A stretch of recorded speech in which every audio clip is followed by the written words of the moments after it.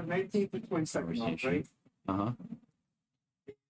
He said, I guaranteed Thursday off. Yeah.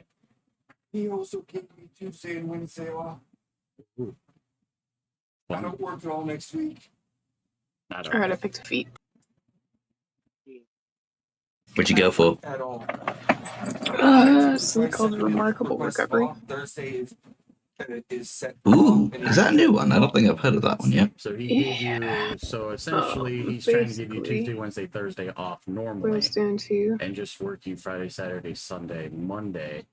But unless that's just how it worked out due to increase your con score by 1.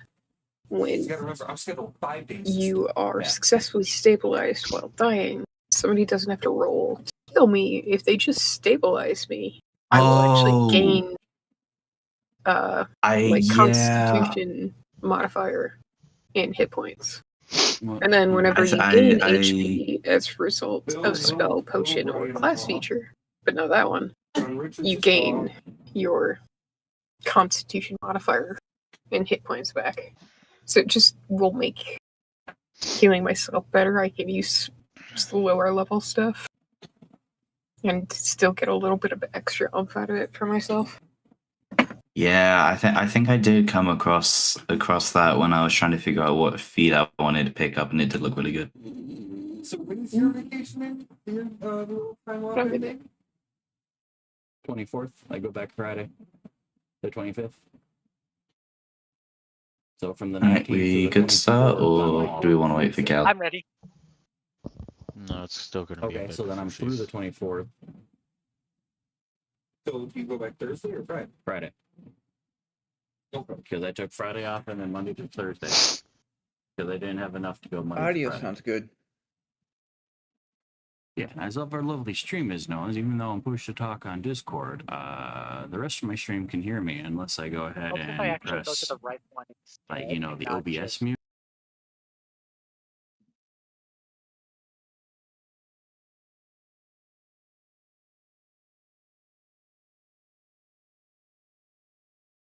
Anymore, unless I press the button, and then suddenly Griff can start hearing me again, even though I'm on push to talk to Discord.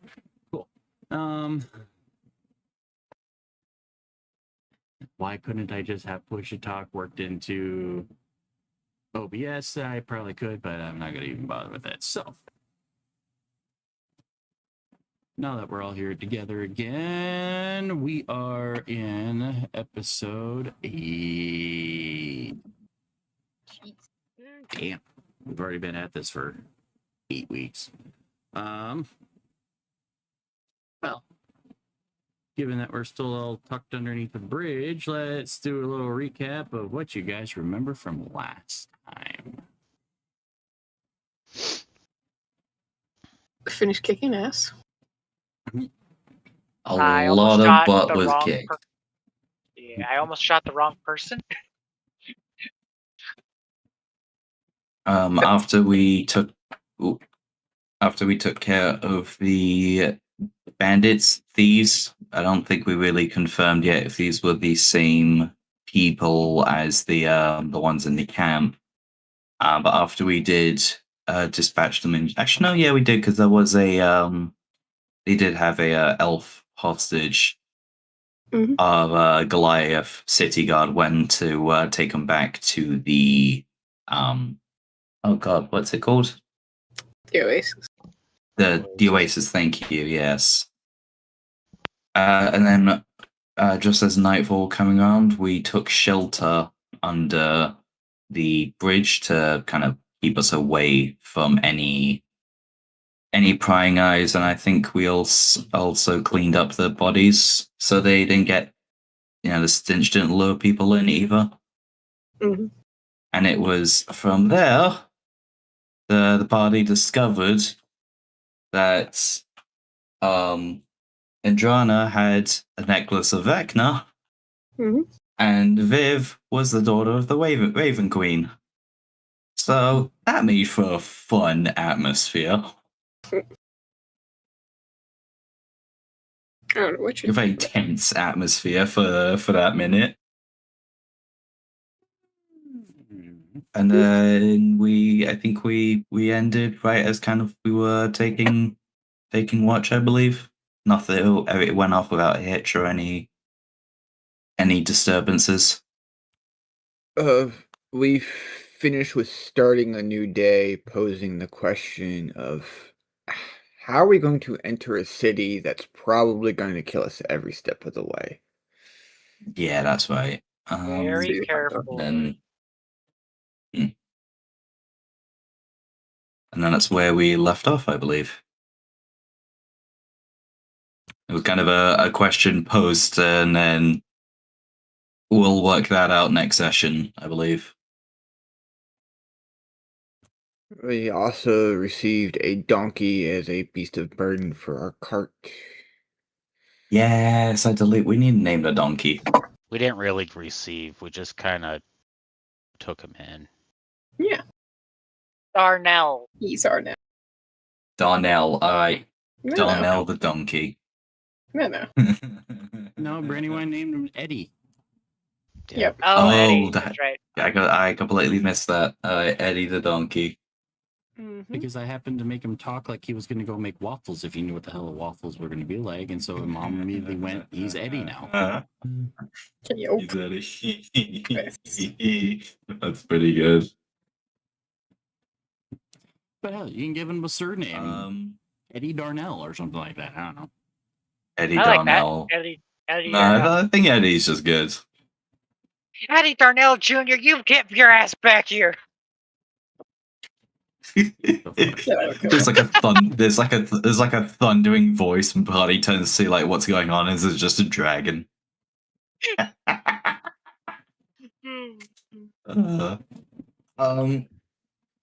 Also, another Okay, thing that and- happened last session was the wizard finally revealed that he's getting these journal entries / notes appearing. Mm-hmm. Oh yes, was there was there was a paragraph, wasn't there? I just for the life of me, I don't know if I got it written down somewhere.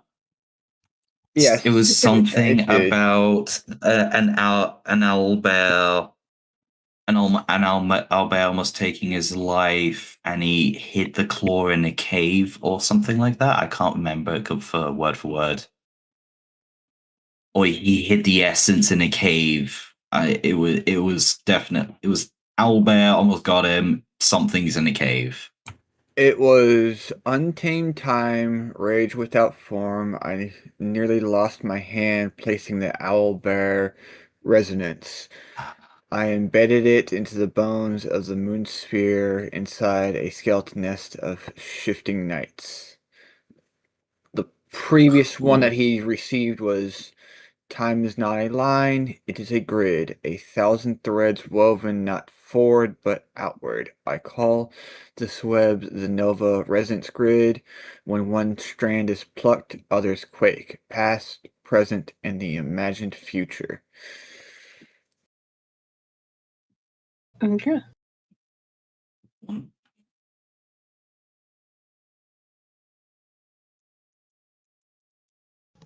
Sounds like Glowheim's very poetic in how he writes. Mm-hmm. Are you shocked?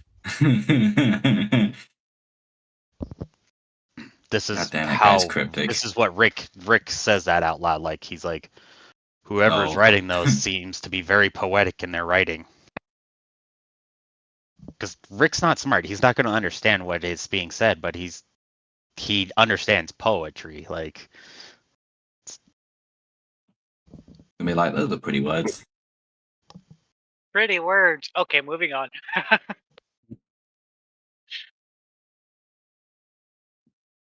Indeed. So yeah, you guys decided to take a nice long rest. Somebody was saying something about what was going to be discussed next time. About how we How are to going get to into get town. into the city. Yeah. Yep.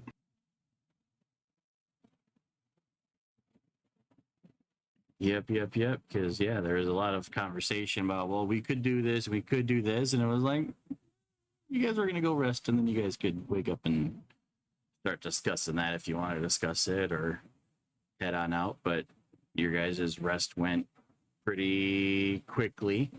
Other than Kath having the good dreams for once, after dream walking into Brandywine's flowerish hunting dream. Pretty kind of chill. I do have one question, Tim.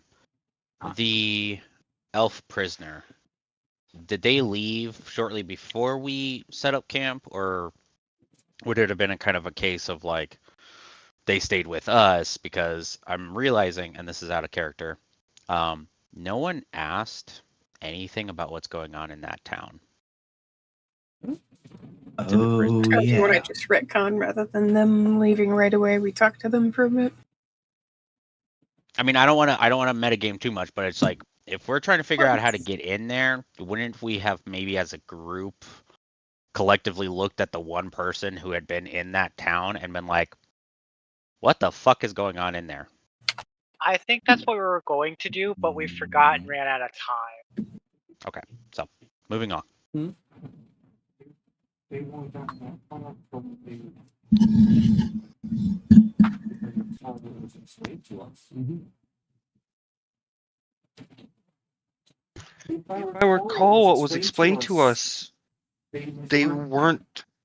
They never got to the town that we're trying to get to. They quite literally have only gotten this far from when they were taken. And it was Thank you for also the a recap. blur of. It was also a blur of like being moved around and blindfolded, I believe. I don't. Correct me if I'm wrong on that one. Yeah, it was occasional blindfold throughout the trip and stuff like that up to this point.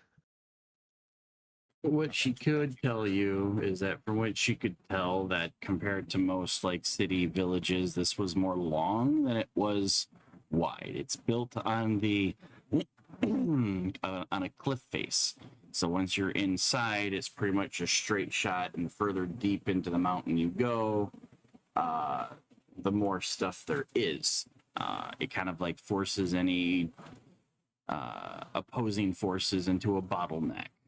And that's kind of how she kind of describes it. You come in and it's pretty much to the left of you is buildings and wall. The right of you is buildings and wall. And in order to get through the city, you got to keep going forward. Okay, fair enough.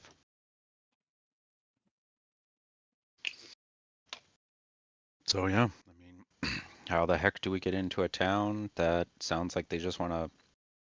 I mean, it just sounds like a very bad town, but also, is there a possibility that there might just be some good people hiding away that we can maybe find? So clearly we need to get some disguises, which, I mean, we just killed a bunch of people in a slave camp.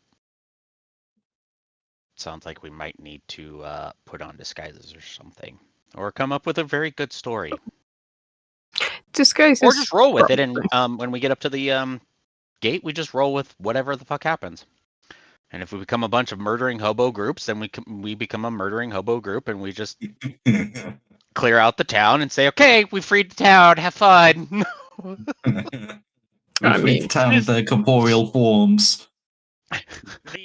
In some way, part of your group is already a bunch of murdering hobos. Oh. Yeah, the go back to the ones that were keeping count every time.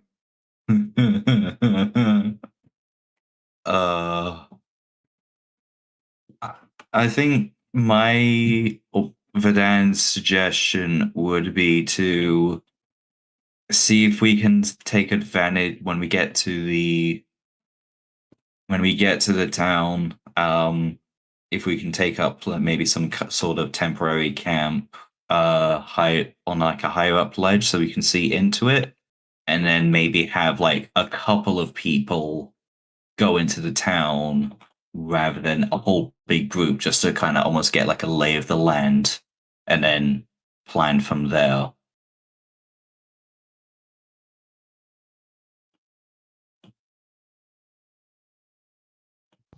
So set up a camp outside of the town, not too far from its vicinity, but just maybe enough to hide it from proximity. And then we Yeah. figure out a way to have a couple people go in, either sneak or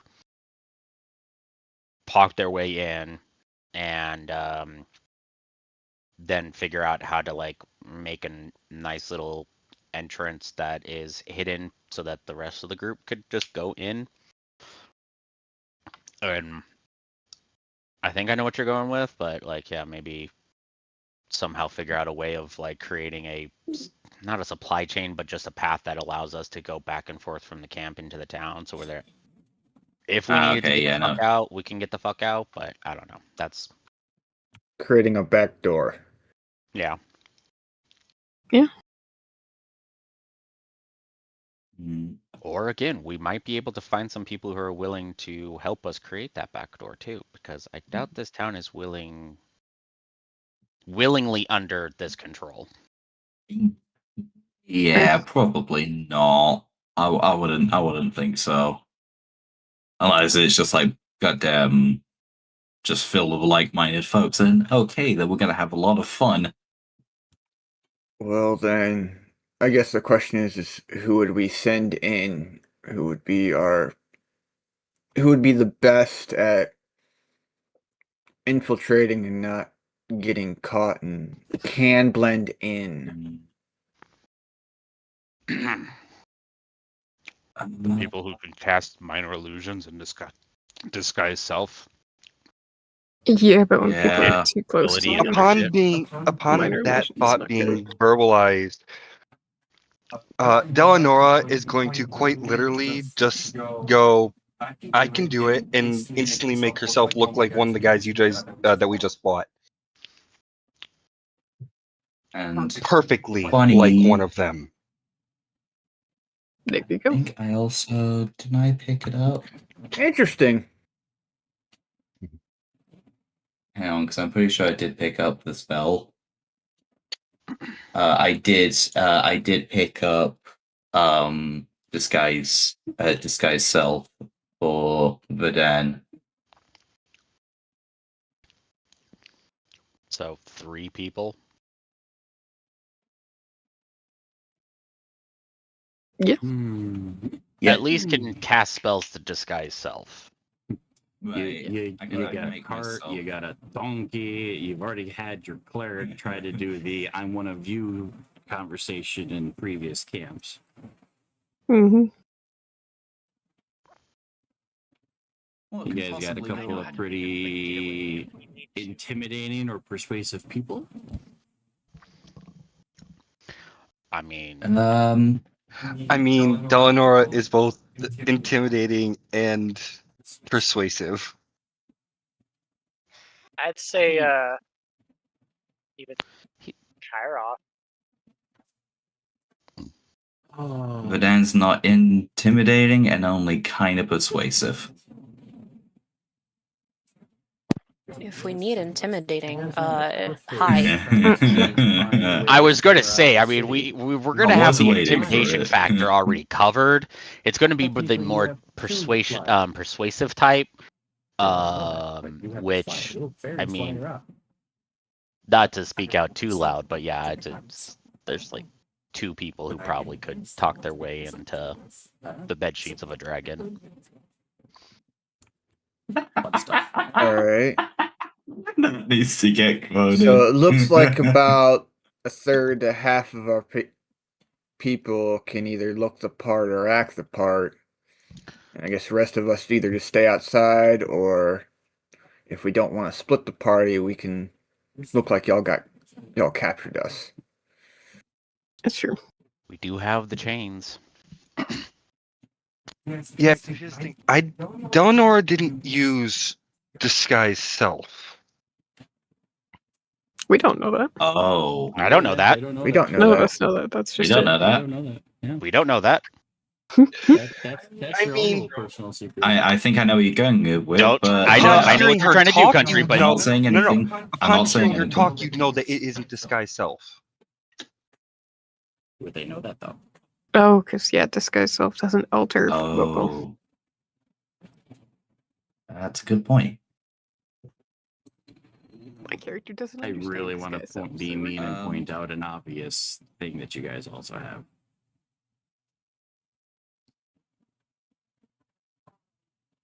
Do it. It's going to be something really obvious. I'm going to kick ourselves. I have a feeling. I mean, What does Red Bull give you? Oh. wait, who has wings? Oh, I know, but does the Hello. player know? Oh, the fairy. Hi. The same one who's That's- asking that's- questions. How do we go and scout the city? Because, I mean, hear me out. Disguise self, I can be a foot taller, so I can be 1 foot tall and flying around. Yeah, because that invisibility.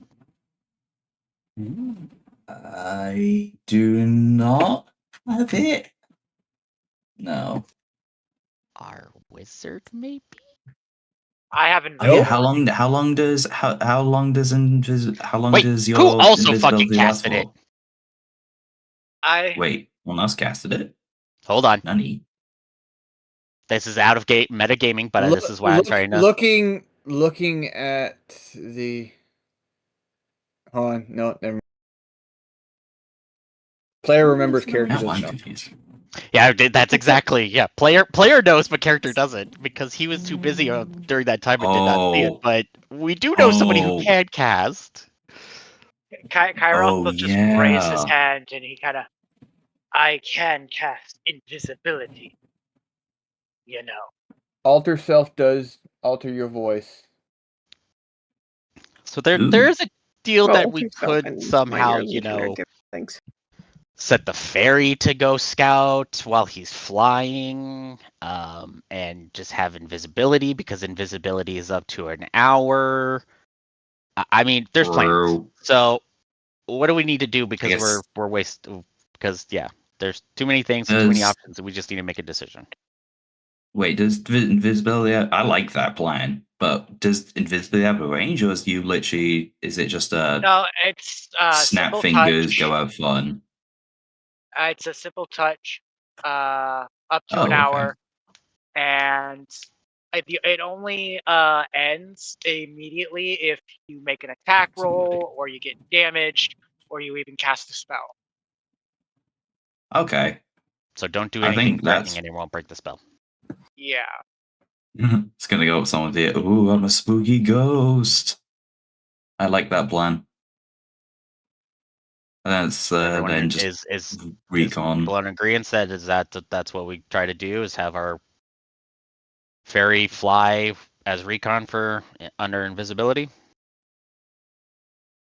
See how I'm open how to things go. other ideas if not. I mean, the only other That sounds idea nice and is that simple. nice and simple. That's the way I like it. Kairos Simple, is just gonna, like my mind. Kairos is just gonna 'Kay, simply walk so- over and just Well, I Light- want to do it right now. We're still far. Don't do it right now. Okay. We're still too far away from the You can town. do it We're not whenever even fucking close to the wants. town yet. Oh, I Yeah. thought we were. Okay. Yeah, I thought we gotta had. get closer. All right. We're All right. just Never doing the mind. smart thing of coming up with a plan in an area where we're not going to be overheard before getting closer. Like, he is the reason I am not having fun. Exactly. Plan before contact. Exactly. So we head out, Tim. We're gonna make our way, and that's the plan. I'm really hoping I'm not forgetting anything as a player for this shit. I think if you've forgotten it, we've all forgotten it. Yeah.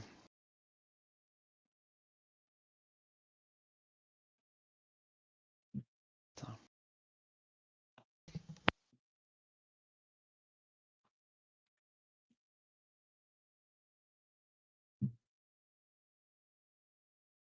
Oh, is it my turn again? Wait. Correct. Aye.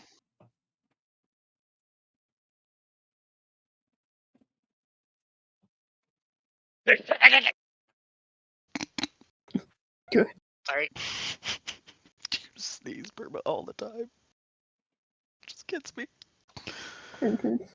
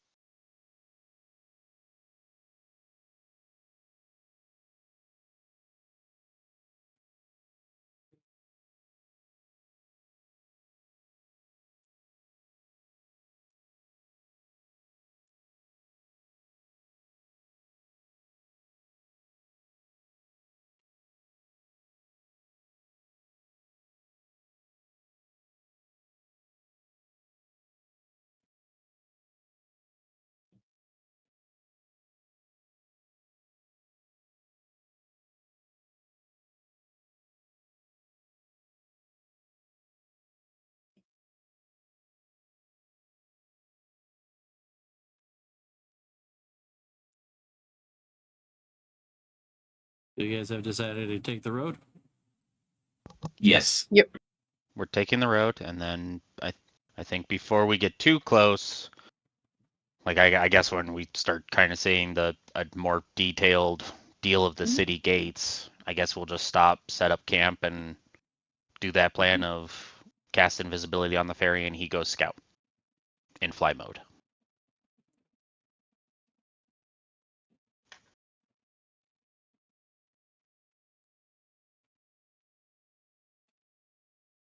So you guys start taking the road up. You got Eddie hooked up to the cart. You guys got it loaded with all your stuff.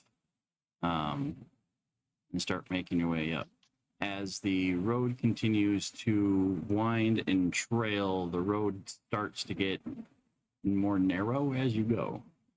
But so does your elevation. Your elevation gets higher and higher and higher.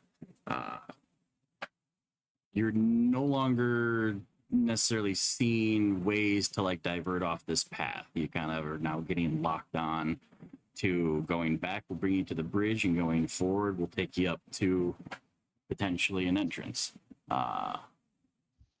In order to set up any kind of a camp, you would have to do it on the road.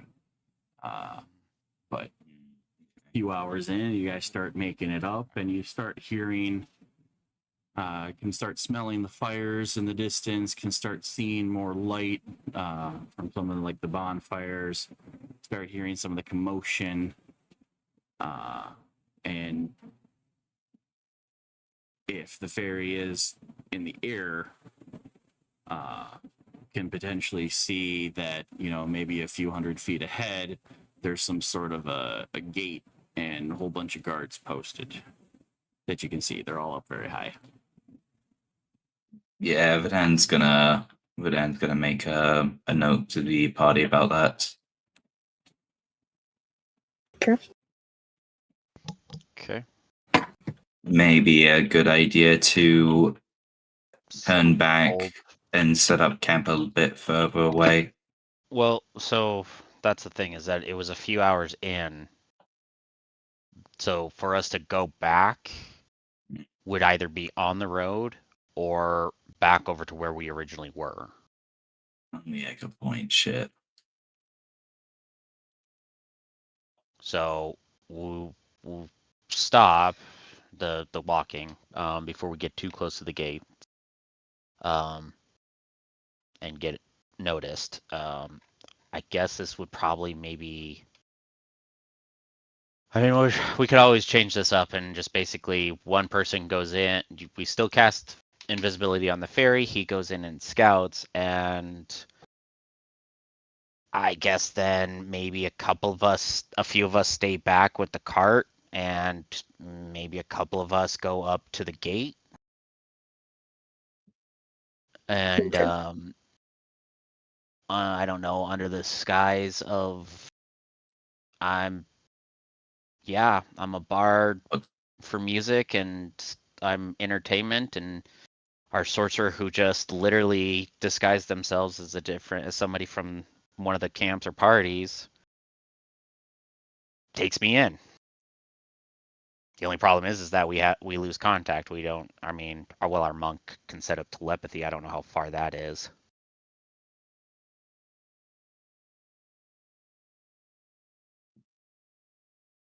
Or we just wait until we just sit back on the road and see what happens if anyone comes down while our monk is scouting, and we just sit back out of the sight of the gate.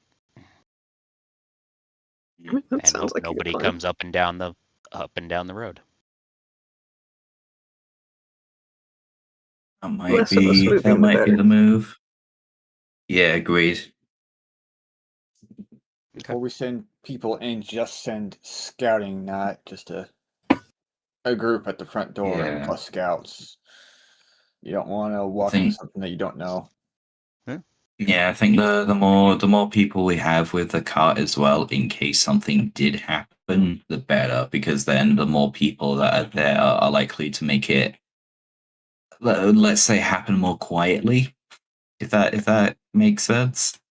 Okay, so then same plan. We're just not approaching the gate, Tim, as a group, and I guess we just chill on the road and hope that we don't get encountered on the road while our ferry is scouting. Yeah. Yep. So maybe kind of hold back by like 10 minutes, 10 minutes walk, maybe. Far enough, Enough to where we don't away, get seen but by the. Yeah. yeah.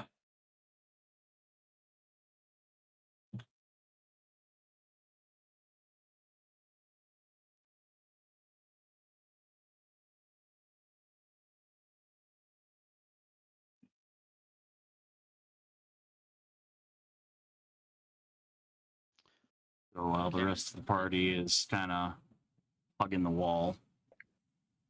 Yeah. Waiting. I did just think of something, Tim, but because John's not here, to answer it, could you check to see what his telepathy? Because Rick has had his telepathy interaction with the monk, so Rick's gonna just kind of be like, "Hey, can you set up that telepathy with the fairy, so that there's at least some communication line with the fairy?" Yeah, let's utilize a character that's not here. I just don't know what his range is and what it entails.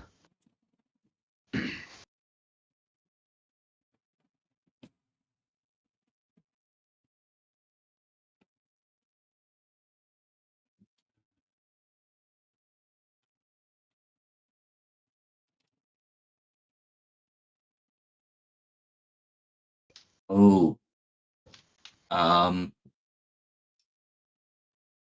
Or if somebody else has like some kind of 40 feet. Well, 40 feet. Okay. Well, It might be a little too far. and you know what? I think this may be worth. I'm just going to check the range on them. Yeah. I think this may be a good moment to. One sec, because I can't remember if these are the sending So stones his that I mind remember. link is I'm 40, remembering but something because else. he also picked up telepathic, it increases it to 60 feet. But once you're outside of that 60-foot radius, it's gonna drop. Yeah, and The we're wizard probably- then looks over to the warlock. It functions. What's your and just says, "What's your range?" There's no matching stones. Rick's eyebrow kind of raises, and he's like, "Interesting." Okay, moving on. So, Karma? Verdan. Oh, What? Hold on. oh, sorry. I'll let. Yeah, I was going to say I'll let Perma continue first. Did you hear what the wizard asked? You cut out. So, Perma, the wizard looks at your character, raises an eyebrow, and asks, "What's your range?"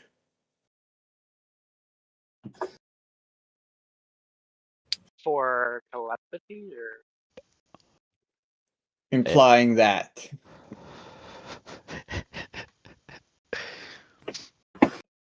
not that far. Honestly, no.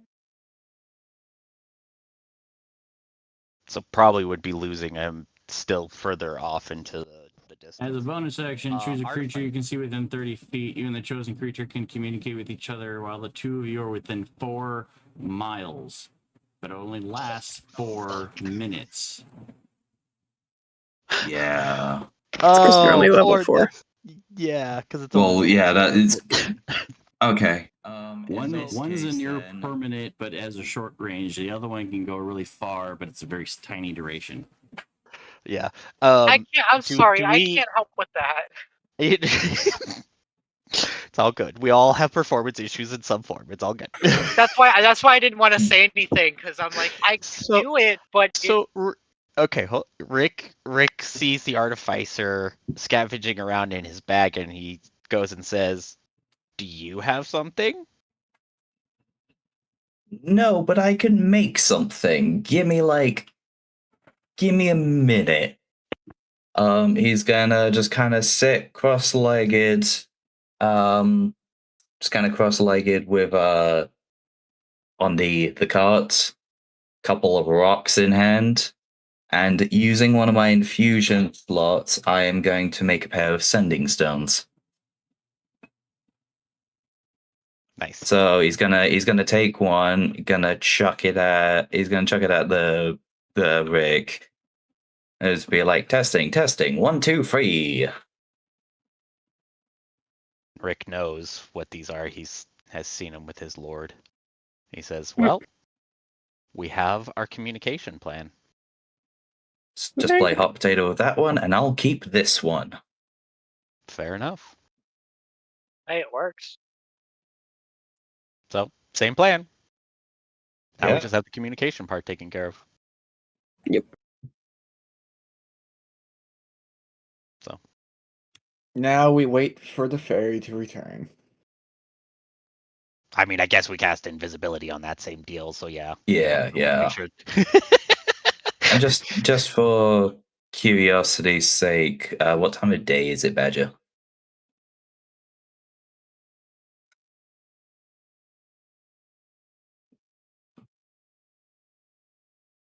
Given you guys long rested and spent a few hours on the road, the sun's pretty directly above you. Okay. What All is right. it? Like midday. I wasn't gonna say. Oh, god damn it. Mm-hmm. Mm-hmm.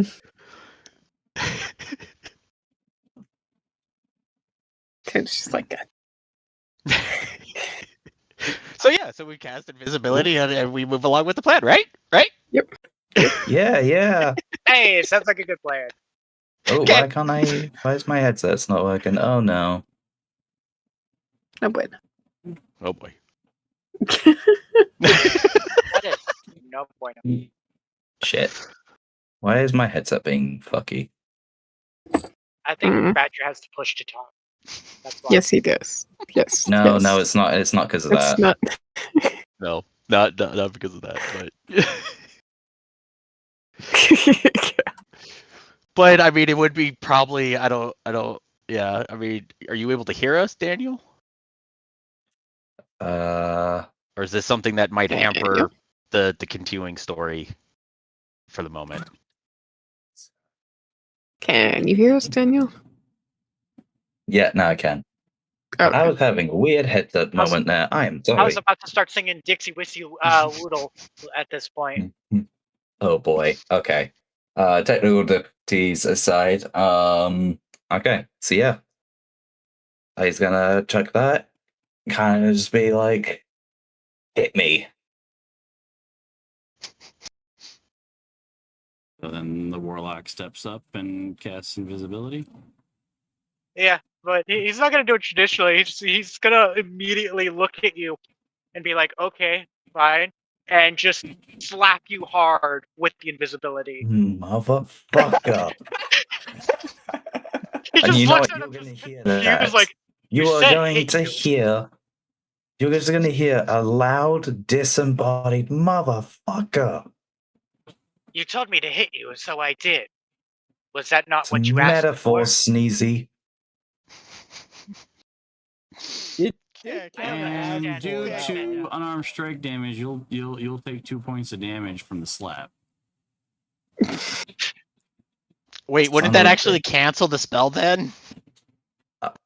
No, No, I mean it applies, but then the. I mean, are you guys? Someone else want a DM? Okay. Yeah, no, you're good. No, I just. You could. You could. Sorry.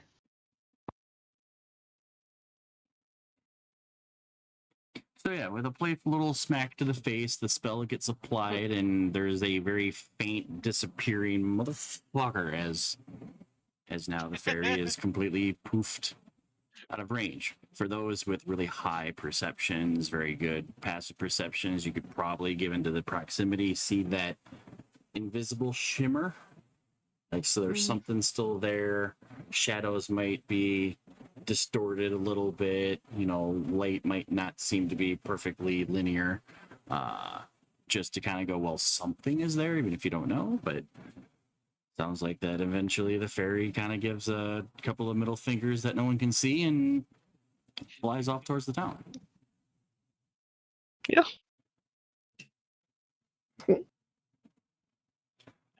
All right, then, Verdan, I need a total of 3 perception checks.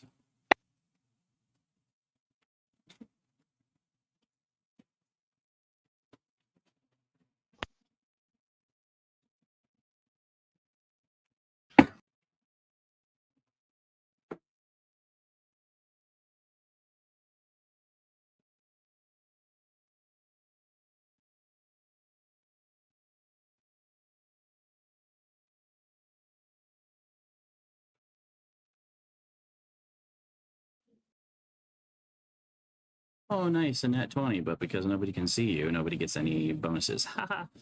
So yeah, as you're flying along with a 16, you can tell that this city is less of a city and it looks more like a stronghold. There are 3 sections of spaces. Whereas you would think, oh yeah, they just have a wall here. No, it's cut into the top of this hillscape, this mountain.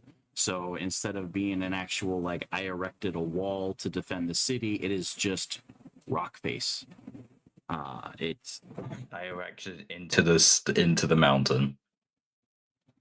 Mm-hmm. Yep, there doesn't seem to be much of a, like, top covering, but it does look like if someone were to, like, an army were to attack straight up the middle, there'd be a lot of points of defense and a little bit hard to kind of just rush through. And with each section, you do see a gate, and each gate has several guards with the variant weapons, and each group of guard, you can notice either at least one captain of some sort that's got some sort of a pistol that you can kind of see brandished on them, kind of gleams into the sunlight a little bit. And so, but the deeper you go, there's also more people. So from with a 16, that first phase, that just beyond the main gate, looks pretty abandoned. The buildings look a bit more run down, not really well up kept, may or may not be a place to hide or lay low while inside the city. Second group, you see a little bit more bustling and brown, probably more where the crafting and trading and merchanting is. There's a lot more fires, there's a lot more smoke coming from there, a lot more smells of people cooking and crafting and creating and whatnot over there. It would be a bit harder to get through that section. Then finally you get to that third larger section. It kind of looks more like a town square, if anything. More of the buildings kind of round off, and there leaves towards the back one giant, I guess, like some sort of like a parade ground, or like town square, to where there's just a larger flat area. There's still buildings around, but there's just a lot of people. That's just where you're seeing a lot of these. The majority of the populace is here. But I would say you do see I guess you would say like a stage of some sort, some small makeshift stone platform. And there is a rugged looking humanoid firing off orders and shouting at the people, while also guttural laughing loud enough that it kind of just echoes throughout the entire fortress. Okay.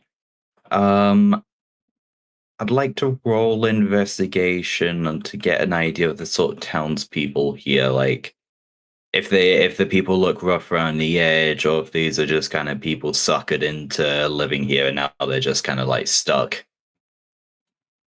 For that, you would have to risk getting closer. This is just all what you're seeing from the air. Sorry. Ignore that roll.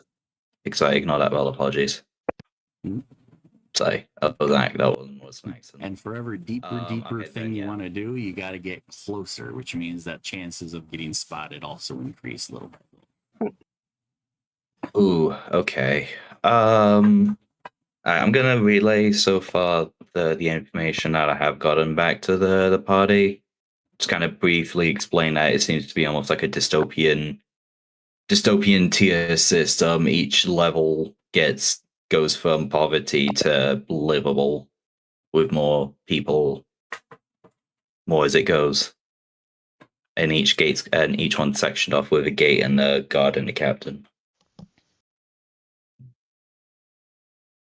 Okay, Rick. Because if I remember correctly, Tim, sending stones kind of act like a walkie-talkie in a way, and so not everybody can hear. So Rick will definitely relay this to group also, so everyone is known, and then just be like, questions to who wants to speak to the ferry to get more info, or do we have him come back? Yep, most modern sending stones look like little, maybe ear-shaped rocks of some sort, where if one person talks into it, the other one glows. And when you bring that up to your ear, you can hear the message. It's kind of like somewhere between a walkie-talkie mixed with just like I've answered my phone. And, if someone was like right up next to you, they could probably hear it too, but generally it's just a one-on-one. And then at the same time, you can talk back into it, and then the other one will glow and let the person know, hey, there's a message incoming. Yeah. So basically, if anyone wants to say anything to the ferry, I will need to hand the stone off to them to be aware, or you can just ask the question and Rick will relay it, quote unquote, to the ferry. Or Rick per raise is like, is this enough, and do we have the ferry come back?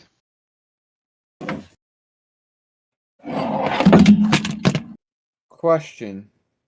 Can we easily get through the first gate? Rick relays question to Jerry and says, well, and he actually even adds a little, he's like, what is it kind of like a little bit like at the first gate too? Yeah. Because I know you said some things about guards and such, but Yeah. Hearing that question, Vidan would like to get closer to see how equipped they are at the first gate to at least get a little bit more detail. Like, I know there's guards, but like try and get closer to get like almost exact numbers in their type of equipment. Mm-hmm. Cool. Go ahead and roll me a D100 while you do that, and then we'll go. D100 incoming.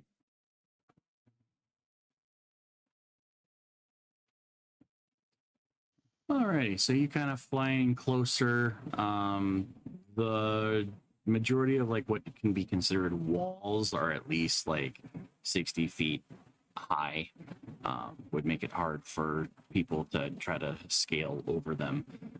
But on the tops of a lot of like zigzaggy platforms, you spot a sweltering number of guards, equipped with scimitars, pistols, crossbows, some of them heavy, some of them light, all kind of walking around like they're guards on a rooftop, looking down at the kind of like the road that leads right up to the main gate. The gates themselves are just giant wooden gates, and you kind of go up like a zigzagging road, and then you come to a open, I guess like a port in a weird way, where it's partly enclosed, and from there, then it's straight into through the wooden gate. But there are patrols standing outside of the gate. Alright, I'll definitely relay that information back to the party. Do they seem agitated or like in a high alert for on anything? Asking Verdan. Okay. Would that have been? I guess to be fair, I wasn't asking for that when I did the last roll. What would be the type of roll for to try and perceive that? Guess. Yeah, I say perception. Okay.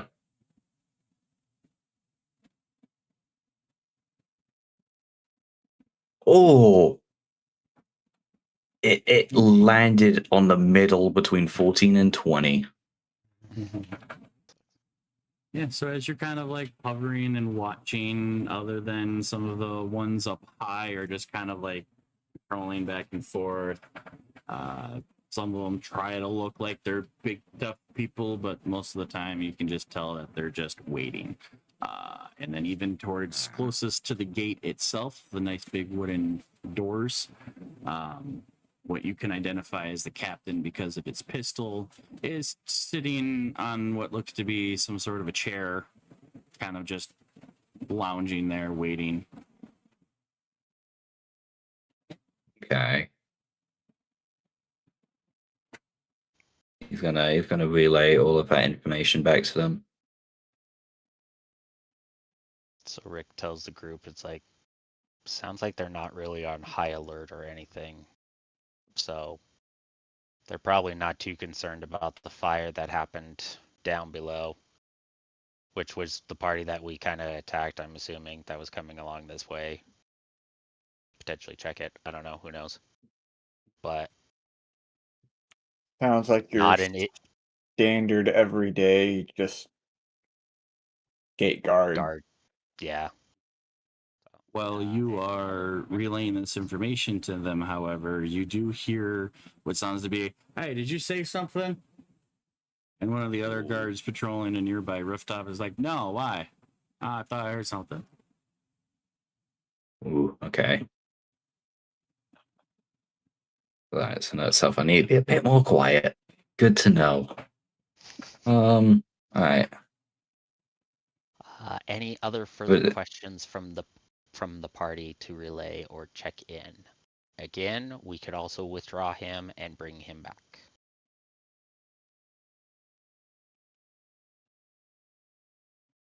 I think the initial scan should probably be good enough for us to figure out how to get through the first gate, and for the rest, we can do later searches. Okay. So Verdan Take it just one level at a time. Yeah. I mean, from when I was up in the air, how far of a distance could I have gauged? Like, not obviously, I know I wouldn't have gotten like an exact, like the more or less between gate 1 and gate 2.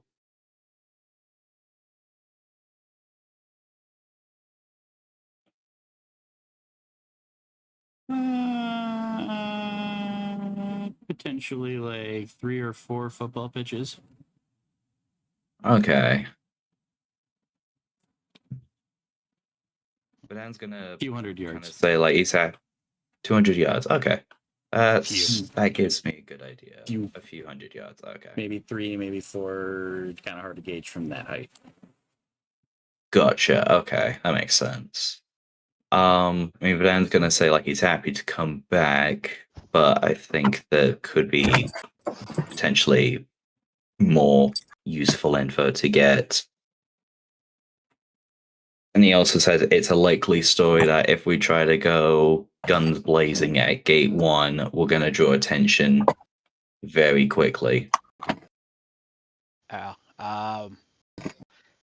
No other further. I mean, Al's kind of back. So there was some relaying of some information of like the guard front. They're not really on high alert, but they are well equipped. Rick was asking the group if there was any other questions to relay to Verdan for the scouting, or do we bring him back? And then, yeah, Daniel was also saying some other stuff. The other info as well was, so there's 3 sections of the stronghold, and it's almost kind of like a dystopia. The first section is just complete poverty. Second section's humble living, and then the third section's bustling city. Sure. But yeah, Rick's like holding out the sending Okay. stone. Like, if anyone wants to ask a question, also they can just grab it. Mm.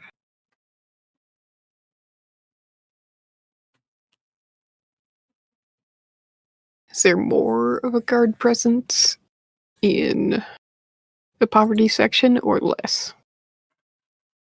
Like, does security get more as it goes up, or does it get less as it goes up? Yeah, he would definitely need to get closer to the gate. So I think, yeah, what I'm gonna have him do is Don't kind blow of your just cover, go though. straight.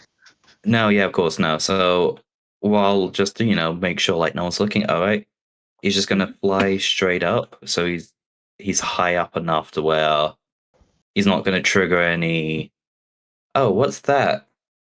From just anyone. And then when he gets to the second gate, then he's gonna go in for a closer look.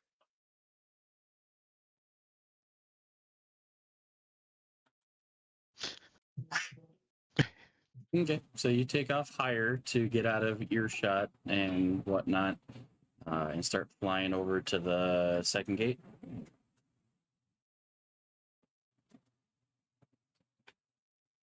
And once you're above that second gate, you start to descend. And I guess perception check and a D100.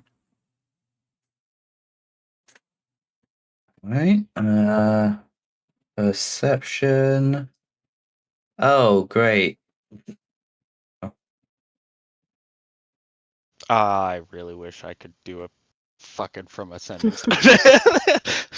God Slowly damn put it, the and sending stone right next to my instrument to just play a little tune in his ear. So as you're descending, you were trying to do this to answer a question about, does it look like there's more or less guards at the second gate? And as you start descending, you're looking, but it's hard to differentiate the people from the actual acting guards, because most all the bandits are wearing just kind of rundown clothing. There doesn't seem to be much of like a uniform for who's on duty and who's not.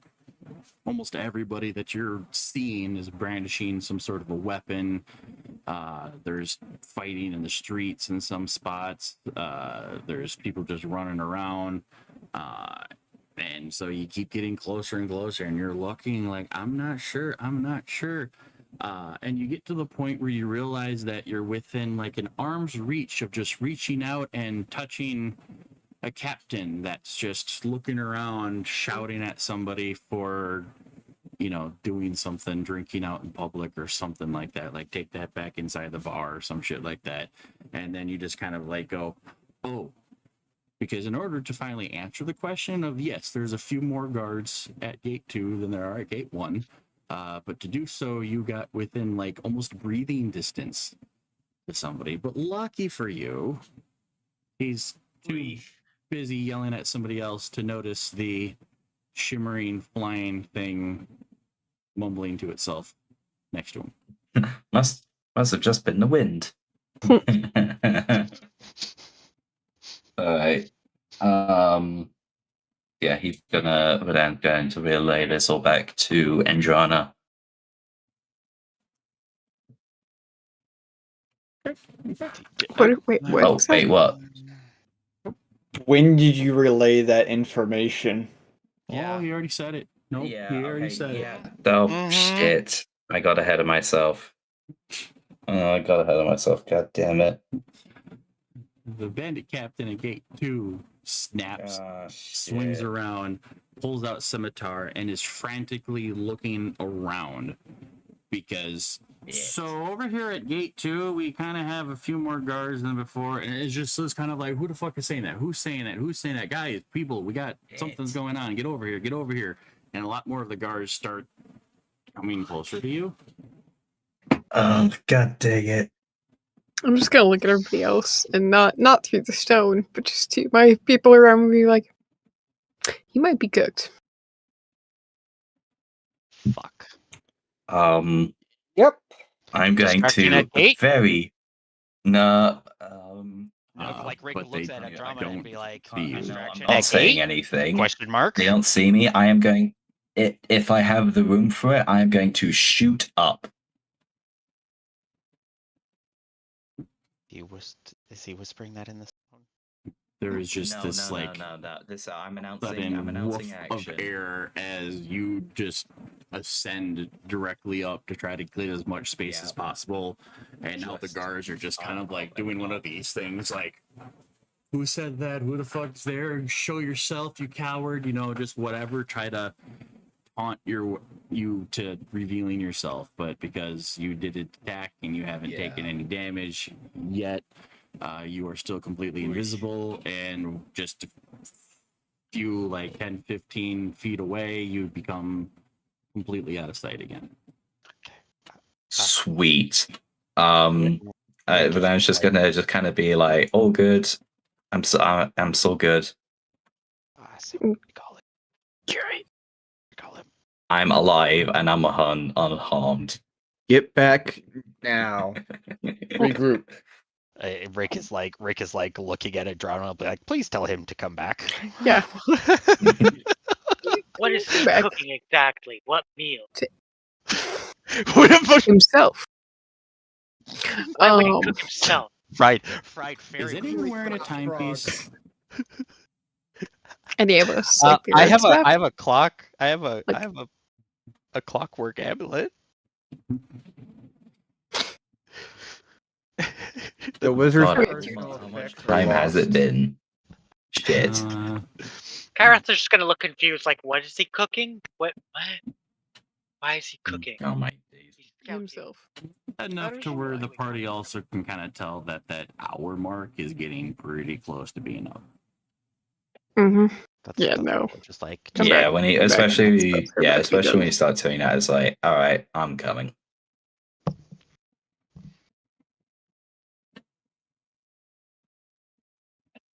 Yeah. Yeah. So after a few minutes of trying to like speed fly back high enough to not get spotted, Verdan lands, or at least gets close to you guys enough to where you start seeing the invisibility start fading off. So as he gets closer, it becomes a little bit more and more visible until finally it just kind of like melts away. And it was just kind of like, well, that was close. But yeah, you guys get back together and can go from there. Yeah. So it's been So- nearly That was an hour close. since then, and nobody came up the road or came down. Okay. Do we just stay here, or do we?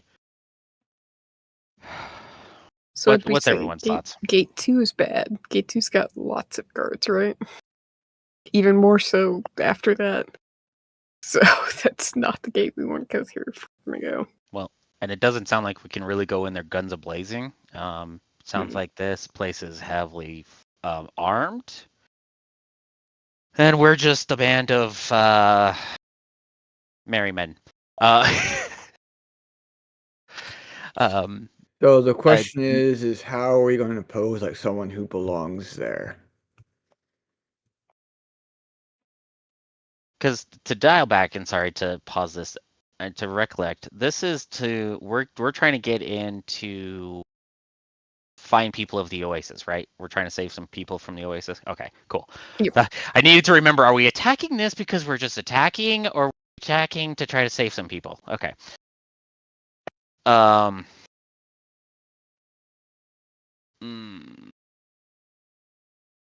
Again, Delanor's is going to look at you guys while looking like one of them.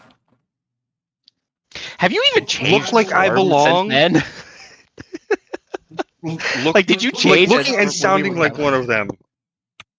Clearly going in, someone already understands the assignment. Well, I mean, That's you Like going looking in. and sounding exactly like one of the guys that we fought. Blending in. Seriously. You have sending stones. Not now okay, have sending stone. not gonna cast the spell, but his hand is gonna glow purple and just kind of glare at the other intruder with the finger quote intruders. Just, who is that? Down, boy, down. That's a friendly. It's Eleanor. It's magic. Delinar is not like that. Warlock, Magic. roll an intelligence check. Oh boy.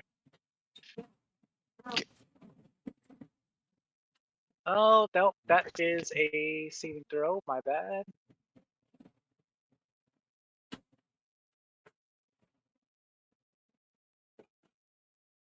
Yeah, that's much as I knew it was gonna happen. I'm not smart, okay? Yep, you're not quite picking up that there was some sort of a magical altar. You are like, wait, we have an infiltrator. No, we don't. No, They're a new person. Are you positive? Yep. correct. As someone who knows magic, you should be able to identify magic. That is our friend who has disguised themselves heavily with magic. You could also pose this. You notice none of us are attacking this dude, right, Warlock? No, Delnor is going to look Kyroth right in the eyes. Listen You see here, persuasion. Froggy. Did you just say druggy? Okay. Froggy. Oh, You're froggy. nickname. Or, as that one likes to call you, Ozzy. How would I know that if I wasn't Like, part of your group? He'll like Oh, is look that- back was- at everyone and be like, no, okay, this is it. No, that's true. You're right. Okay. Or is what I Now that prefer. we- Sneezy. Now that we've got that settled to where, yes, we're aware of somebody who can easily alter themselves. But the thing is what's the game plan for sending in? Like, what are we looking for? What is that we need to do? We just walk in as a group of slavers who've caught some slaves. Just act natural to what we've witnessed up to this point. Okay. I feel like for some people of this party, the just act natural doesn't quite fit because they're clearly not natural, trying to desperately to act as natural as possible. Fuck, it's natural. And the smart one is biting his tongue so hard right now. There's a few people that are just a dude playing a dude disguised as another dude, and now they got to go play another dude. If you think putting on chains on me is a good idea, you'd be Look. very wrong. That's what we bards do. Okay, we very charismatic people, also sorcerers and warlocks possibly. We tend to just play different roles within roles. I like that. So Roles the within big different question roles. is marching order. How are you guys approaching the gate? Well, I I'll would go in say chains again. Why not? our Can sorcerer I be at in the front, the back or somewhere in the middle or back? near the If front. that makes sense. You're gonna go single file. You're gonna go 2 out of 2. Where's the cart gonna be? What's the kind of march order? Who wants to be front and center doing all the talking? Who wants to be hanging out in the back? The am wizard tending to be taught. recommends. So I'm in the middle. The sorcerer be up front to be the talking, since sounding like one of them. The wizard recommends having those who are disguised talkers up front, non-talkers in the back, while those who are pretending to be slaves are in the middle with the cart. Yeah, but what about our intimidation factor? Where do Barbarian. we put her? What about it? As Oh, part I of the mean, front. Of the slaves. I mean, if we we're really fine. want intimidation factor, I got an idea. We're good. We're good. Keep it simple. We're Keep it good. simple. Keep it simple. Keep it simple. Fine, I'll be in the So- middle. So wait, are we trying to be intimidating to get through the gate, or are we? No, So, the apologies intimidation if I factor. missaid the. The intimidation factor is only there if we need Yeah, her another to room. be there and throw stealth out Just the ask window. him. Right. Okay. Most of the time, we're gonna. Okay, so Spot, where are you gonna go? In the middle, chained up. Yep. Same. Berdan, where are you going?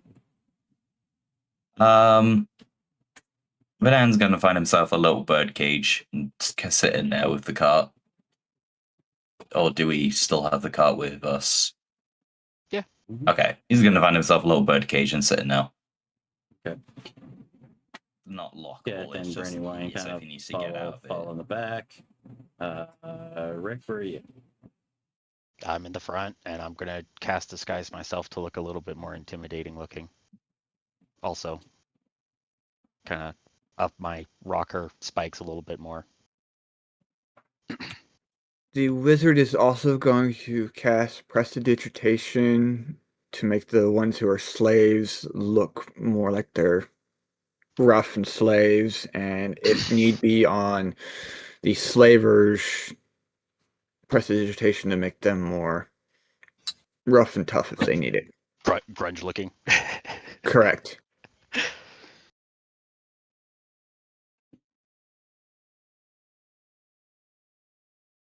Make it known to you, Tim.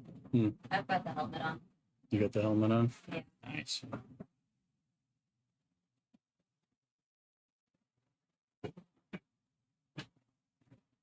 All right, and where would you like to go?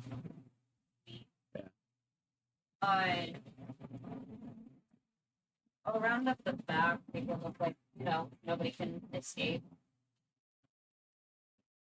Also keep some distance between Viv and Rick because she's about ready to bite his head off. All right, so we got two up front, a couple back by the mule, those that are pretending to be in chains or captives. Barbarian kind of hanging out in the back as that no one can get by me if someone was going to try to turn about face and run. And with that, I get to finally switch the scene. Yay.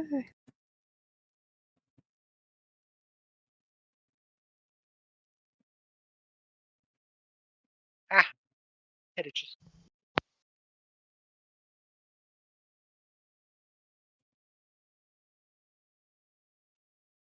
No. Fun times ahead.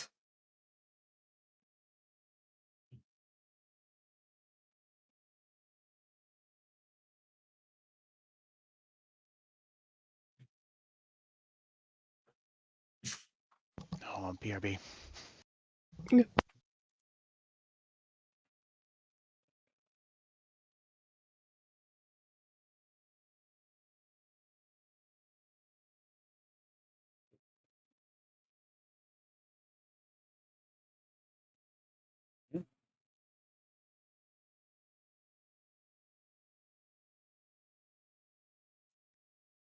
All right, so as you guys start walking up to this guy's cells bolstered in the front, everybody else looking more run down and dirtied and chained up and, hiding under cloths and rags and whatever you need to do to kind of just make it look not obvious. You start coming up the road where these almost seemingly randomly placed kind of zigzagging wallscapes, where you have different guards standing on top of looking down, like kind of like following you guys with crossbows ready just to try to wait for it. And then as you are approaching with everyone kind of in tow, the wagon's kind of like squeaking as you kind of slowly traverse up. The captain in the back sees you approach and does the whole all right and gets up out of the chair and kind of waves you guys over as all right, let's do this kind of deal. And as you guys continue to move forward. Yeah.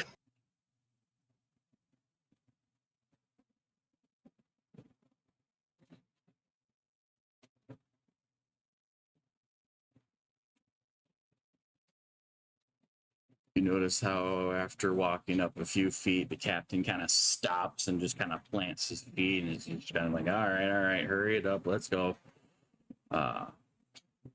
Everyone just kind of holding their breath now as you guys are getting closer, kind of deal.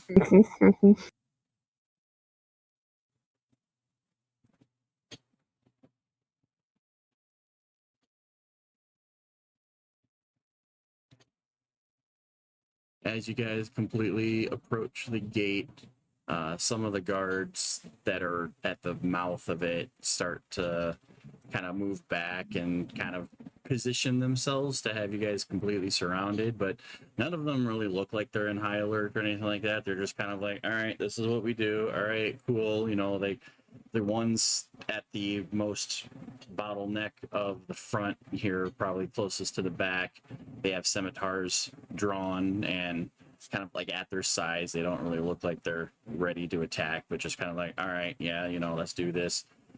You know, it'd be like if they're carrying like a firearm, they don't have it at the ready or even like waiting for it. They kind of like just having it like hand on the holster, like whatever. And the other two have light crossbows kind of like pointing down, but just kind of like, all right, whatever. Here we got this group. You guys approach the captain who sits there and goes, all right. What squad were you?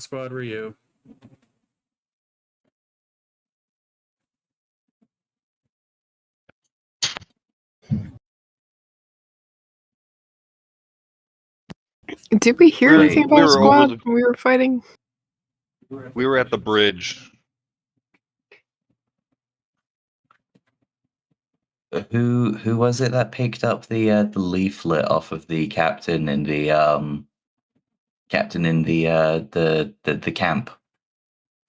I remember someone who was looting the captain found basically orders from his superior. Wasn't that our barbarian? No, it was. No. Oh, you know what? Kinder? I think it may have been Brandy. Yeah. Yeah. Yeah. Hey guys, Leaflets. I'm gonna be kind of AFK for a bit. Sorry, there's something going on personally. So It's fine. Okay. But yeah, Brandy got a leaflet or something or another. Yeah. Yep, essentially took the kind of bloodied, rolled up paper of essentially orders for that squad to be going out and looking for people to capture. That was we their would general order. And then only if they have prisoners, they can come back. So info from that would have like the group number and stuff like that, right? Mm-hmm.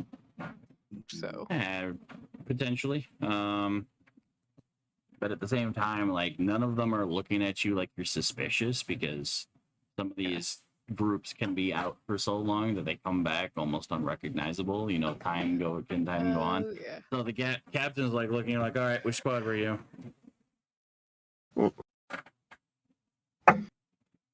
Music go.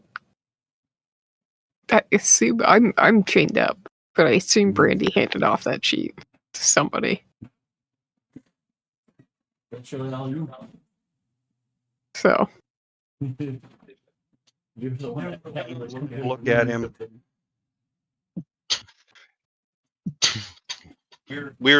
We had orders to just find people. We were at the edge of the desert. We found this group.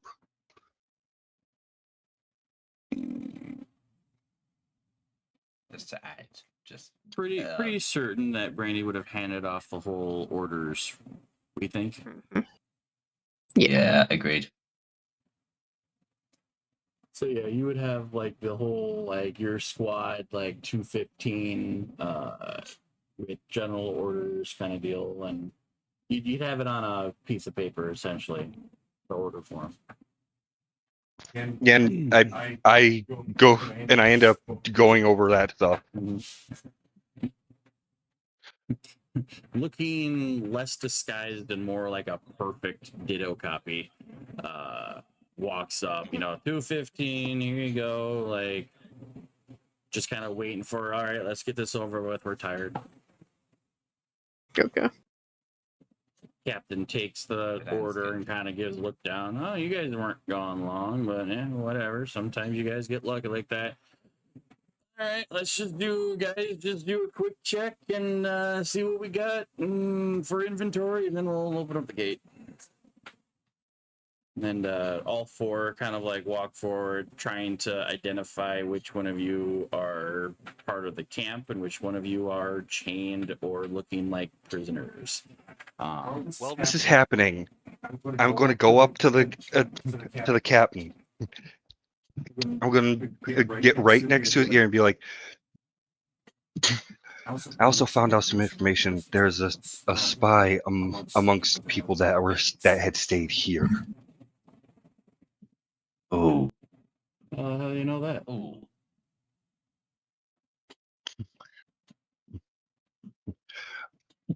They had gotten out of one of the prisoners that we had gotten. Unfortunately, they did not make it through the questioning process.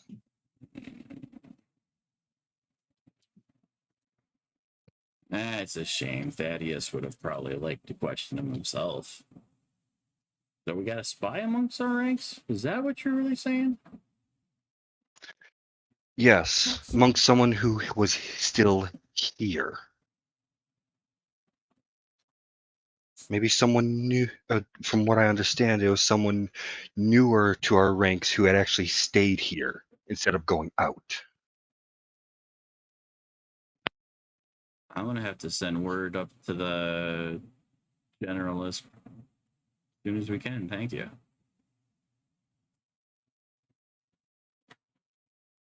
If there is, we'll flush the bastard out.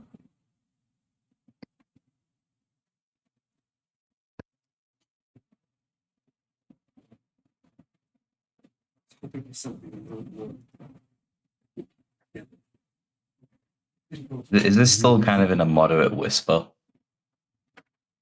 Or is it kind of gone from whispering to the other four that had you guys surround kind of walk up to you and sees like the chained up and like lifts the wizard's hat and be like, oh, fucking tabaxi, I haven't had one of those in a while. Where the fuck did you find this guy at? And the other one like tugs on the chains that have Andrana just to make sure that they're like solid and whatnot, and it's all like, all right, yeah, we got more of you. You kind of look kind of scraggly, like you came out of the Oasis, you know, or well, I wouldn't say the Oasis, but you know, look like one of those desert freaks that we found recently. And you know, the other one kind of like, you know, maybe like kicks Keth's boot, like not much on you, huh? You know, bet you couldn't even run us out of here kind of deal. Like they're just kind of being this big old pricks going, we got a bunch of people that can't do anything right now. Fuck you kind of deal. As they kind of like do the once over, and you know, they're taking a little bit longer than usual, and it's causing the captain now with these rumors of potential spies kind of like, all right, enough of this shit. Open the damn doors. I don't want to deal with this anymore. So bandit captain alts around and shouts up to seemingly nobody of, all right, open the gate, get the fucking open the gate. And you hear some clicking, and suddenly the large wooden doors, gates kind of thing start to swing open just enough for you guys to be able to walk in. And captain steps back, says, all right, get the hell out of here. Get the hell out of here. Go report. Do what you gotta do.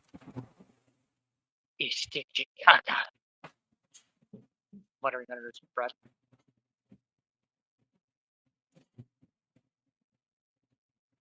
They're gonna tell them to go fuck themselves in Elvish. I'm just in the cart, so I go wherever they take the cart. So cart starts moving, you guys start leading in, and you said, Verdan, you said that out loud, right? Yeah.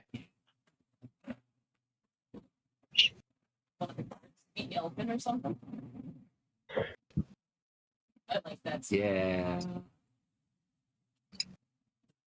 So as you guys are starting to walk in, just as the front part of you are kind of walking in through the threshold of the gate, the captain rips a hand out and plucks Verdan and kind of lifts him up, like, fuck you say to me? In Elvish.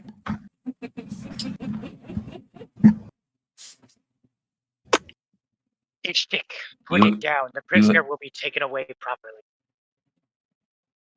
You heard what I said. Jesus Christ. Eleanor is going to chime up, looking back at the gift. Quiet, you. It's not the You're gift. just gonna glare from the gift and be like, the fuck you say to me? Is this the episode that... But Dan's going to look at it. It's like, I retract my previous statement. Internal monologue of the wizards. I'm surrounded by idiots. Really off I see. Amateurs.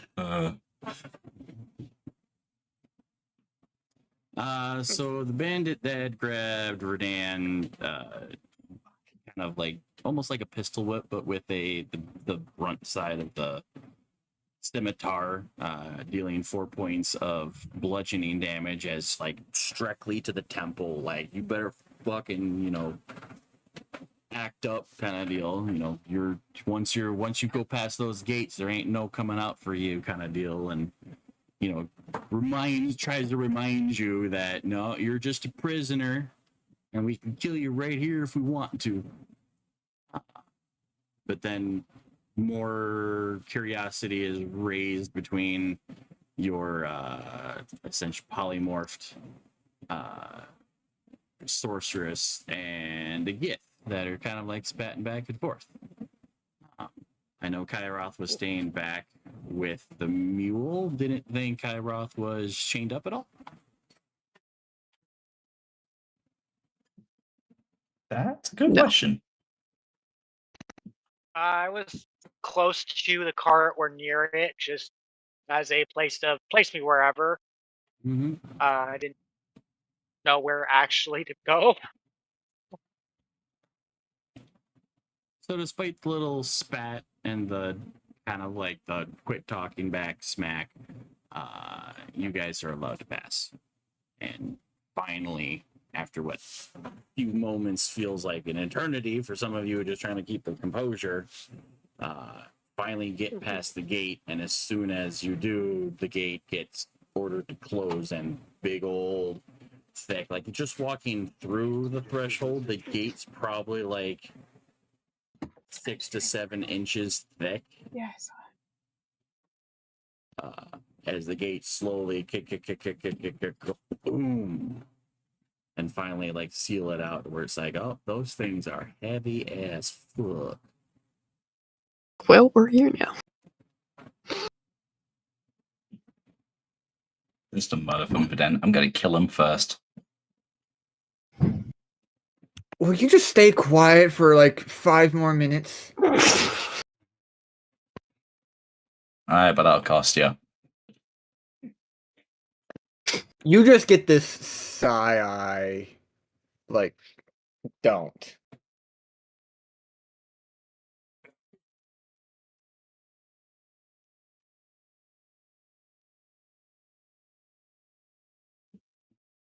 Oh, we're past gate 1. Never. It was a remark. I need a woman made and not a remark. So I can't make it. Aww. Type up an Elvish, it'll cost us. I mean, it can cost you your life. At least, like, Once we're far enough away from the first gate, it's like, alright, let's find a spot to kind of rest, recuperate. And what the hell is with all that extra stuff? How was I supposed to know you could speak Elvish?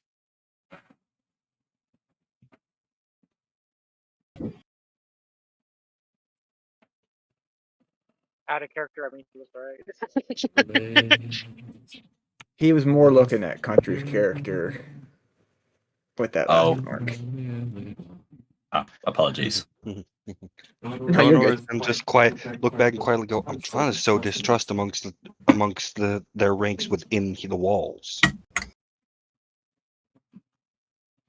Hmm? Make it easier for us. Smart plan, but a little bit more heads up. We're supposed to keep it simple. It was a spur of the moment idea. So while you guys, the gate closes, there's a couple of guards that just sit right up behind the gate as you guys walk in. You kind of notice this kind of like run down, not necessarily like poor, like Verdan had originally relayed, but as if at some point in the past, this area had gotten under attack, potentially from enemies at the gate, and this was the most destructed area. A lot of the buildings look like they should be condemned. There's some bustling in the few buildings that are completely intact. As you look around, you're noticing how people are like, anyone who might be seeing you is like closing their blinds or curtains as to try to like hide. You really can't discern if there's any establishments or place of business or anything here. It's just kind of like this is kind of like the slums of the area where, not quite sure why everyone's more like in hiding compared to the reports of the further up parts of the town or the fortress seems to be more lively. Okay. It is eerily quiet.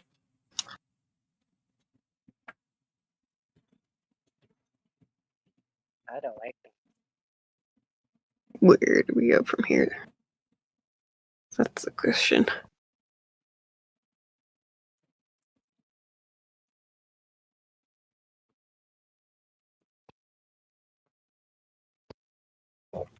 I recommend find an area that's heavily abandoned and go to the center of it and kind of figure out our next steps.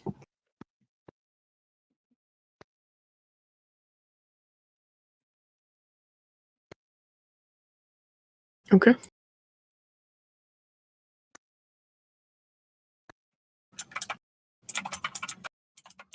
You guys are gonna move as a group to try to look for something that's not only intact but potentially abandoned. I'd suggest yes to make it look like we're still leading a group of slaves in case any bandits are still bandit slavers are still watching. Apology, guys. I'm back.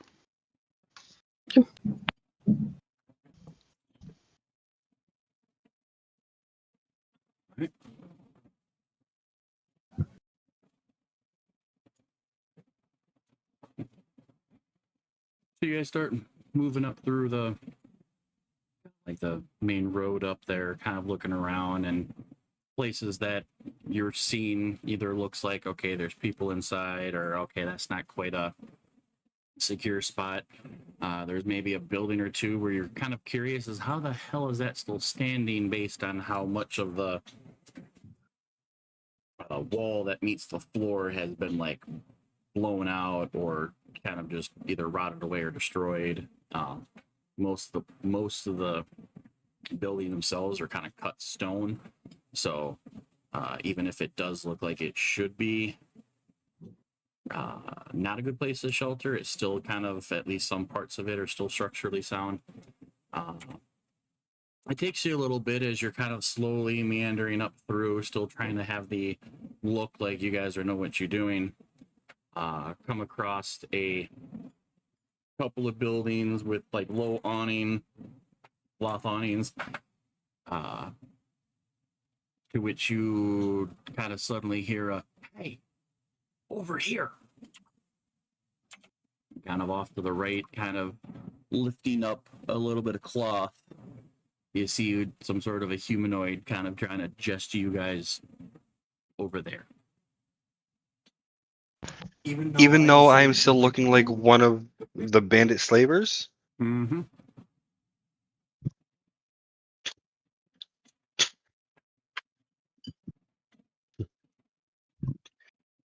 I am going to, instead of all, I would suggest, instead of all of us moving towards him, because anybody else watching might think that's suspicious,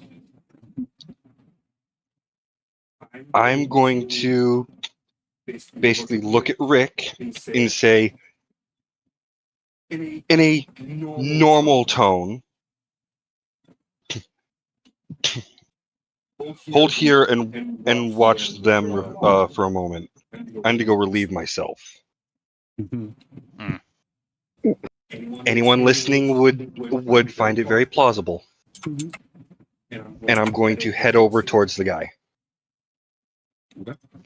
Rick obviously just grunts in agreement.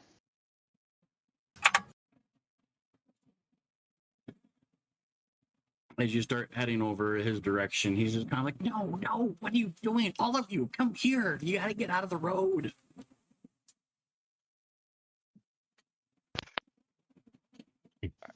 Is there anybody else around that that we need that could be that is watching?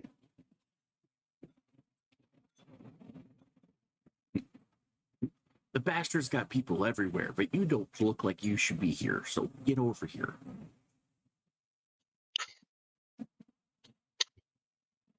How can Rick I trust? looks How at can the we trust group. you? Rick looks at the group and just basically starts like slowly inching them, You can't, but what other choice do you have? telling them like, all right, let's don't look suspicious, but let's try to get closer. I'm going to subtly motion towards them to come towards us in a non-rushed way so it doesn't look too suspicious. Mm-hmm. Yep. Rick's already directing the group to try to Mm-hmm. go over there without looking suspicious either.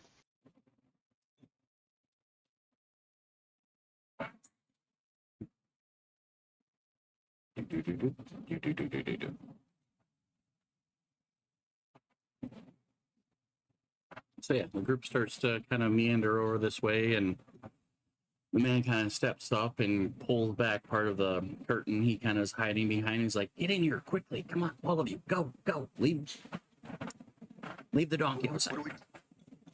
Okay, I was just about to ask that. Never mind. Rick and Brandy probably look at each other and be like, do we really leave the donkey behind though? Okay.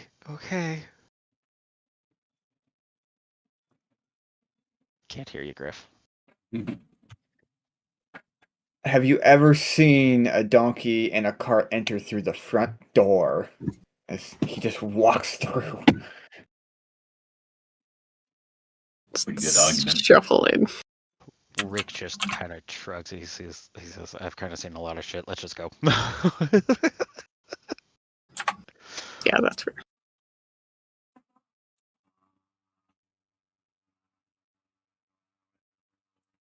Scoot in, looking.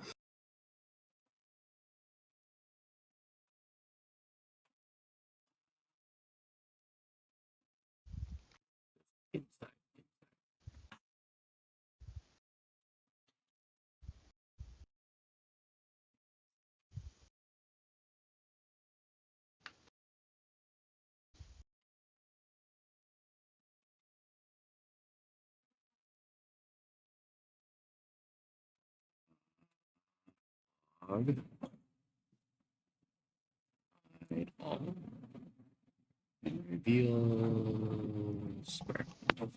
Hold on, be a second. There we go.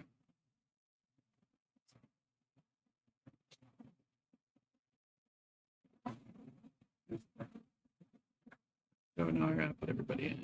Yes. Oh wow. I gotta shrink everybody down over here.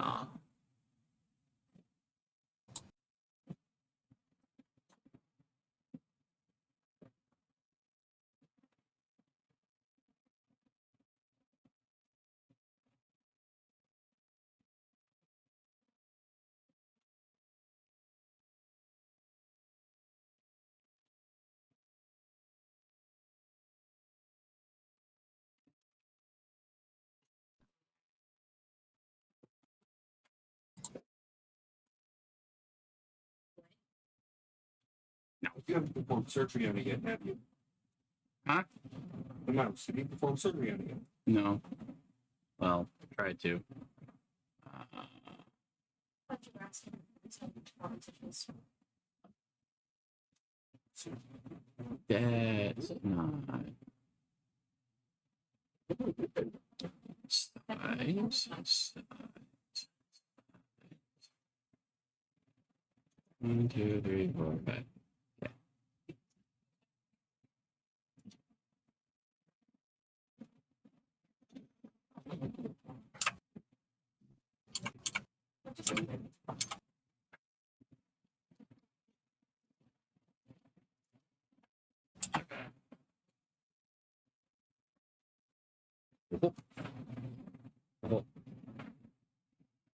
So as you guys kind of barrel in, you're going through cloth and kind of looking like you're kind of following a makeshift tunnel of boxes and stones and random junk around a corner and in through a little makeshift door. Kind of made you guys look like you went in through one building, but instead you guys were going through and around out back into another building, where you guys kind of get tossed in, and once the last of you walk in, he kind of closes this sheet metal style door, creaks it closed, and then flips a handle to try to like lock it to make it look like it's not really a door, but a doorway. And then just kind of sighs relief and like, all right, you guys got out of line of sight, can't get caught. How you doing? Who exactly are you?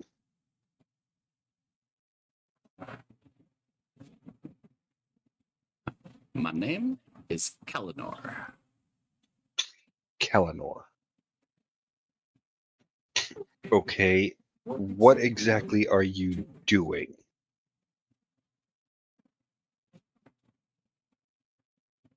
Isn't it obvious?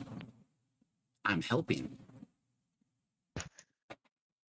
You I don't get that, know. but why?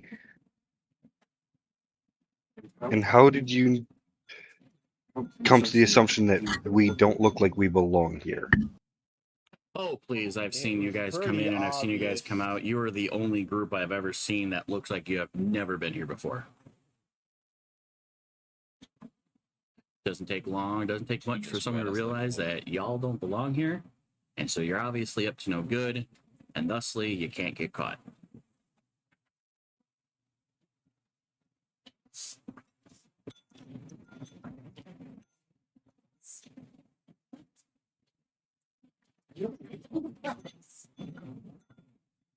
We got read like a book. Okay. Kalinor, Upon that, I'm going to go back to my normal self.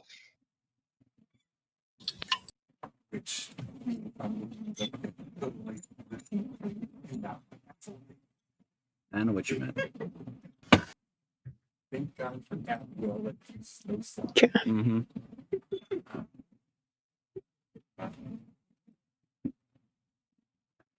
Kalinor is a human. Kind of stands about medium height.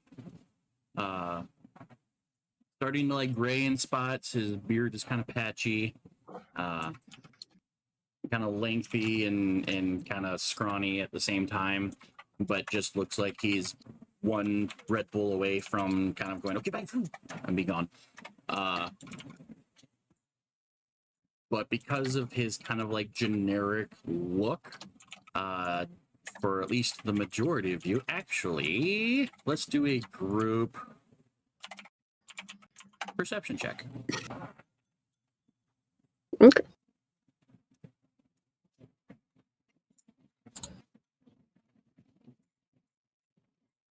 Vidan's got a headache from the I hope pistol that whip. 24 added to stuff helps. Damn.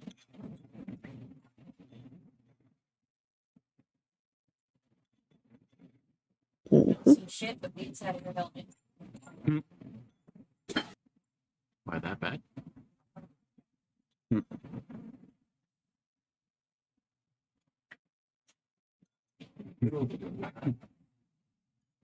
Okay, well, at least for some of you, potentially even only two that I can see, you guys can kind of easily tell that this is some sort of a thief. He's got gloves on his hands. He's got some sort of a pouch on him that looks too small to be like an actual carrying case, but too big to be much of anything else. He's kind of like, it's got like oh, Al, I know you have a lockpick set that's kind of like in a nice little leather pouch kind of deal, and that's what he kind of brandishes under his jacket on his hip. Other than having that kind of like wild eye, he just looks like a human male.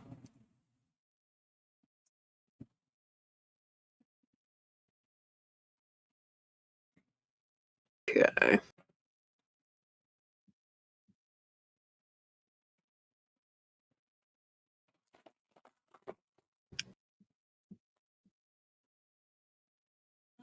So you go where you want, when you want. What was the question? I didn't hear that. Oh no, it was a statement of you go where you want, when you want. Just carrying around the lockpick set. Mhm. I was just like, Okay. He kind of like rubs his hands together and kind of goes, "So, you here to rescue somebody or you here to kill somebody? Gotta know." All the above. We're just here to rescue. Doesn't necessarily mean we're here to kill. But looking at the situation, it'll probably end up happening anyhow. I'll happily send the right people to meet the Reaper. Note to self, that one is scary. The rest of you kind of just seems like pushovers. Cool. So you guys are here to save some people, maybe kill some people. As a group, you really don't seem like you're that really well cohesively put together, as your just vocal opinions just seem to be all over the place. But cool. I like working with chaos. We only met each other a few days ago. A few days ago, and you managed to walk into one of the largest strongholds on this entire Oh, okay, cool. Where is here? How'd you do it? Exactly. By sheer By luck. sheer dumb luck. Yeah, I'll agree with them on that one. Sheer dumb luck. Okay, well maybe you will live with whatever you're trying to do. We may have had to kill a couple people to get here, but we're here. Where is Only here, a couple? by the way? Like, That's what Kalinor says. He kind of looks up Viv like, just a couple? You look like you're ready for more. Question. I know where we are city-wise. Continent? World? Where are we? Well, if you don't know what world you're on, then you got a pretty interesting thing. Of course, we're on Abir Torel. That's not home Which to any for of us, right? For most D&D players, Abir Torel is the world that D&D is on. Faerun is just a continent. It's probably the most played continent and whatnot, but Abir Torel is the name of your planet. It is Earth. Okay. As soon as the planet's name has been said, is the wizard just asks when. When? Now? Today? Here? I like Time. What time? Probably a little after 1. I don't know. He clearly is just staring at his wrist like, I don't know. It's hot out today. What continent are we on? Continent of Tarragon. Why? You not from here? Nobody's from Tarragon, right? That other party? I believe most of us are from Faerun.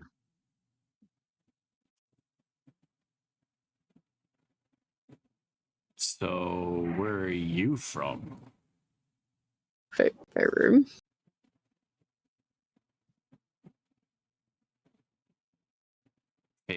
Faerun? Was it Faerun? What's that? Yeah. Is that a town? It's a There's continent. A lot of people running. You got here by crossing the damn ocean? Portals. That we did not place nor willingly go into. Yeah, we didn't do that. That would make sense, because do you know how long a boat ride to get here would take? From a different continent? Jeez.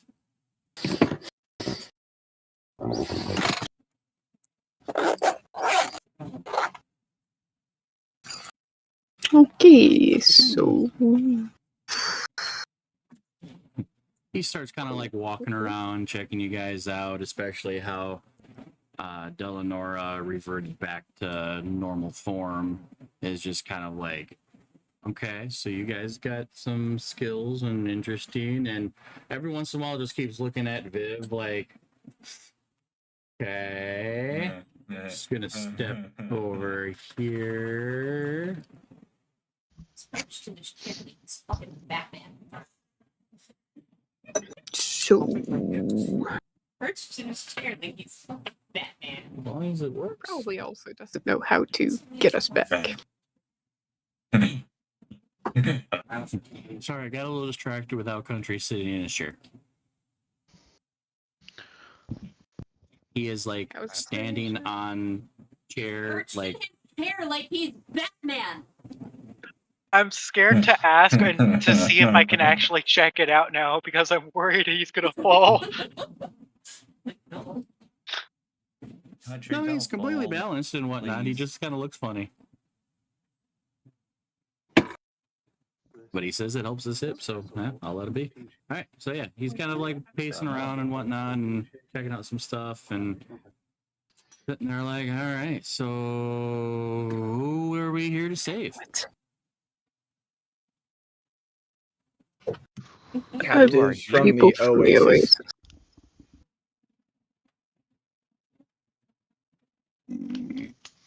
Can I have a recap? Sorry, I was dealing with some personal stuff.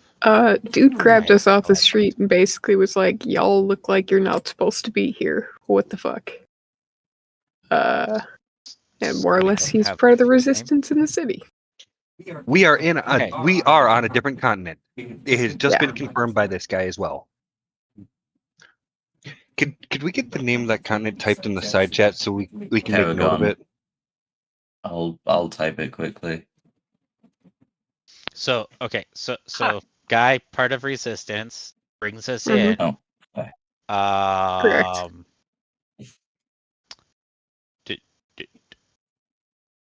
Name? Question mark? It starts Like with a K. Rick actually is like Rick's like name? Question No, mark? he introduced himself as Kalanor. Okay. Here. All right. So yeah, as others said, we'll continue off with that question that he asked. Who are we saving? Right? Yep. Okay.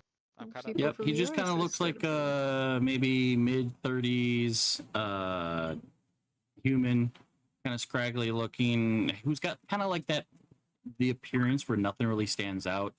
The only thing that you guys kind of did notice, kind of looking him up and down, is that he, underneath his jacket, he's got this little leather pouch that's too big to be anything of worth note, but maybe looks to be some sort of like a lockpick set, like rogue tools wrapped up in nice leather, so a little bit harder to spot, easier to get to, a little bit more rugged and durable kind of deal. Sure. Clearly identified as like a thief of some sort. So, doesn't anyone answer that question that he posed? Yeah, we had answered it. Said we're getting people from the Oasis. Oasis? Oh, that little Oasis. hobbit place out in the desert. Yeah. Here to rescue the nomads? They got a little too close to the city, man. They got yoinked up real switch. You're here for them? A little weird, but okay. I mean, they kind of asked us to save them, but it was more of a attack this fortress, and if you do save them kind of situation. Look, we just agreed that we would just attack this fortress. Fortress? You guys got more people on the way then? We agreed to save them, not attack the fortress. It was to see what we can do. I believe the elders were all like storm the fortress and get our people back. So however you guys want to interpret, if the characters went, yeah, that means we're gonna go kill everybody there. Well, then that so be it. Wizards are like, well, they didn't outrightly say kill, but and the rest of your party is like, but if we have to, we have to, and we're gonna do it. Yeah. It's down to personal perception. Potato. Sorry, correct wording. Personal interpretation. Resistance, though, that's interesting. So I'm guessing, obviously, your one is there, or there used to be. Oh, lovely. What happened? I think that's for a tale for some drinks. You guys thirsty? Yes. Sure. He kind of wanders over to a piece of wall and shifts a bookshelf over and pulls down a couple of pieces of plywood and reveals a door. And pops the door open and says, all right, story time. I'll get out the drinks. And walks right in. Okay. Thanks, follow. Tug of war. Tug of war. Yeah. Tug of war. Yeah, and if you guys decide to follow him in, it looks like a extremely run down, bare bones kind of bar. Or what used to be a bar, maybe something. There's holes in the floor, holes in the ceiling. Candlelight is the main source of light. Most of the tables and chairs or stools look like they've been makeshift and replaced with whatever piece of metal or wood or hell, even like rocks that they could find to kind of jimmy rig something that kind of looks kind of spittable. He immediately walks over to the far end of the bar, pulls out a couple of bottles of, can't really quite see the label, pulls out starts pulling out glasses. He's looking back, is going, okay, you're one, you're two, sees Viv, pulls out 2 glasses, and starts pouring a line of this brownish liquid. Well, all right then. All right, come up, did drinks. Tell me your tales. Vadan's going to lunge for it, assuming it's alcohol, and neck it like it's the first bit of water he's had in days. Alcohol, fuck yeah! Nearly knocking the tabaxi over to get to one of the glasses. And Delanor's going to pick up a glass and inspect it. Not quite fully trusting this guy yet. Yeah, it looks to be some mash whiskey. What would I have to do to kind of mashing up potatoes? Proper wording here. Check it to make sure it is just alcohol. Investigation. Viv's just gonna side-eye the Investigation. fairy like he's crazy. Oh wait. Crazy. Mm-mm. You haven't deduced that already? But it It's does. liquid, it's brown. I don't even think Vidan would It even smells catch kinda it. He's just spicy. too fixated on the fact he's got Oh, alcohol. I should probably say that out loud, huh? Investigation of an 8. The liquid is brown, kind of smells spicy. Not really anything for carbonation, which is a good thing. And kind of has a little sweet smell to it. As far as you can tell, it's some sort of maybe a whiskey, scotch, maybe. Who knows? Wizard just takes his drink and drinks it. There you go. I'll just place it there. It's good. It's sweet. It kind of goes down. There's this little slight aftertaste. This wasn't really distilled the greatest. Not sure how old it is. You know, it still looks like a good bottle, but as far as you can tell, there's nothing that's been done to it. Especially how Verdan like downs it before anybody even touches a glass, and probably can tell that a couple of you are like staring at the fairy to make sure he doesn't just combust or something. Or just drop, whether unconscious or dead. Viv's gonna push her glasses towards the fairy. Thank you, Nick.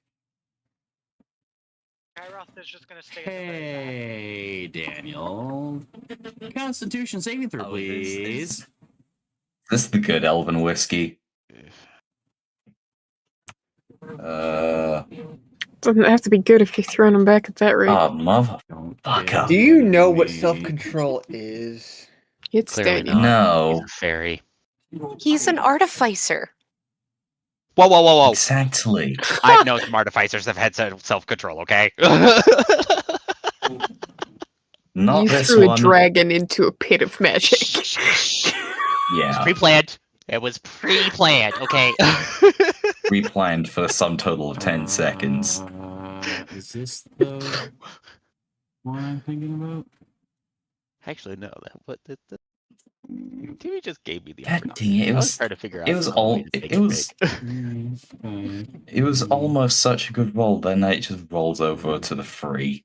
I was like, oh, thank you very much. I guess. I got +5, and I still rolled that low. Fairy's gonna fall out of the sky onto the ground. Hey, just bring back the AC1 fairy.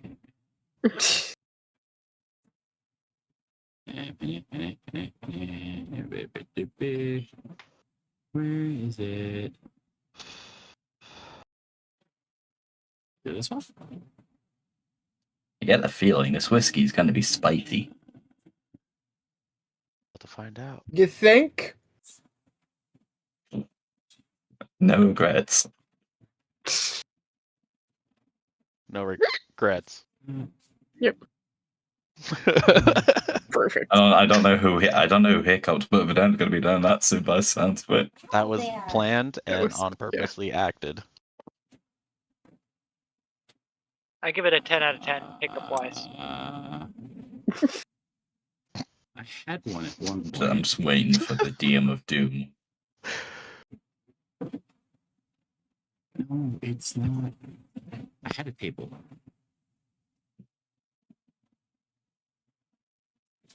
There we go. Gotta love a good fuck around followed by a swift find out.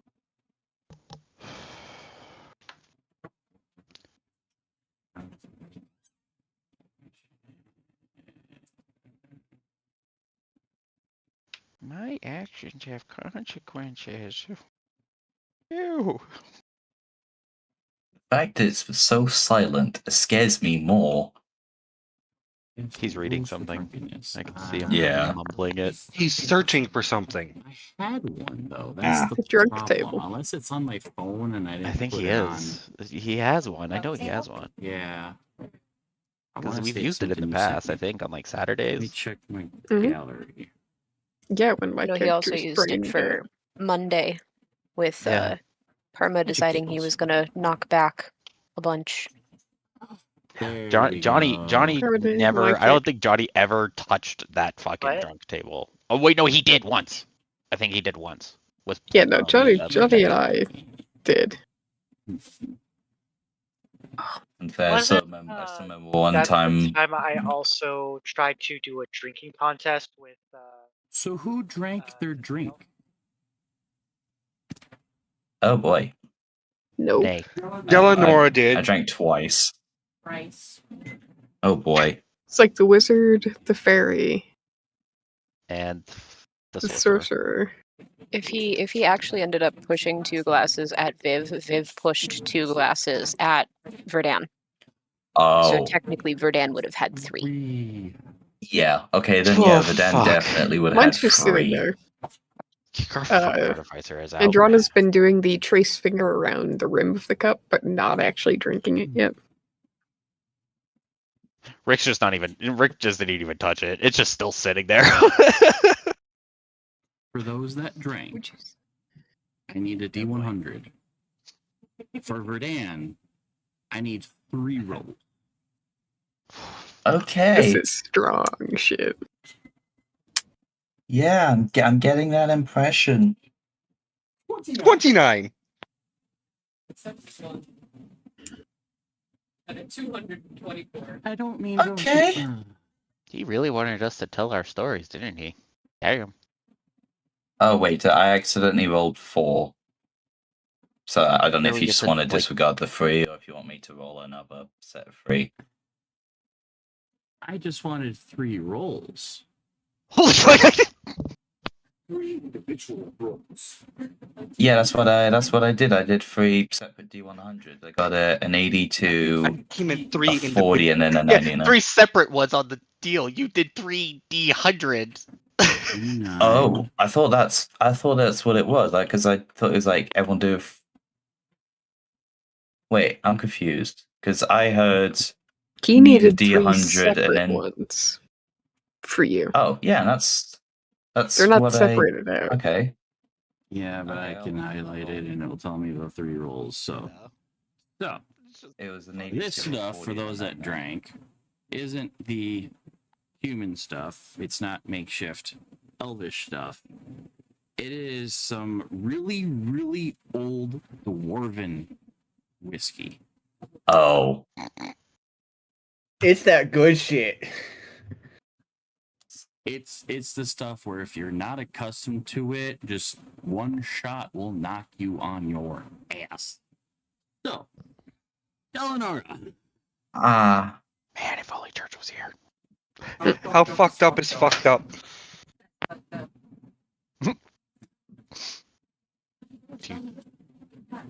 Wait, is Delanora still disguised as the fucking person?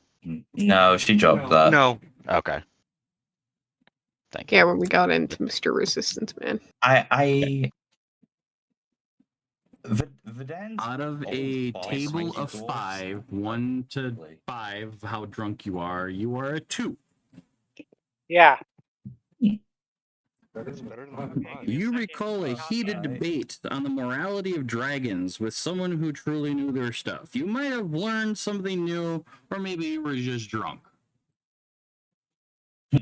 So kind of out loud, just kind of like you have your shot. Okay, that was good. You know, I had this one conversation with this one guy about this whole the dragons thing, and just start going off on a little bit of a tangent. The drunk talking. All right, and then Spot on a 1 to 5 table of drunkenness. You are a 1. Oh, okay. Okay. But Oh. But I love how it goes like that. He pops It's up the on way the screen that like he just "But!" yeah, right? Exactly. back into the screen. Yeah. Verdan's old boss was a exactly it. dwarf. It's His old boss a was a DM in a dwarf, box. so I can. Yeah.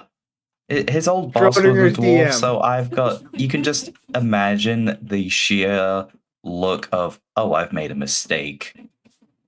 Mm-hmm. It's like,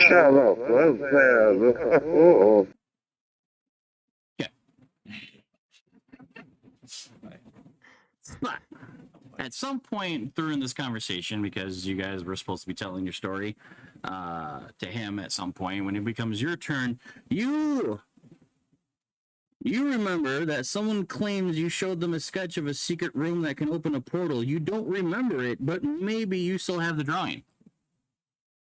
And start rummaging around your stuff.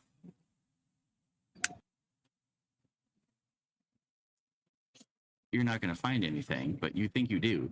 So, middle of the conversation, hey, I got a drawing of this one room of this land. Let me go get it for you. I was kind of just completely distracted. Oh, Verdan. Out of a scale of 1 to 5, you are a 7. You guys fucked up! Oh no! I love The little that. fairy gets very flush, and whatever. If you were flying, you were like, you kind of like land up on the countertop. You're just like, suddenly my wings don't work. And since what would you get? What was it? 82, 40, and a 99. Okay, let's go smaller first and work backwards. Oh boy. Instead. Very so good.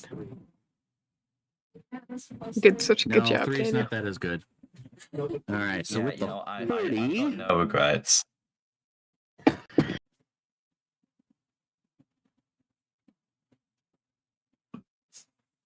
Where'd it go? You have a sense you participated in testing a new elixir. Your hair now changes color according to your mood for the next 4 hours.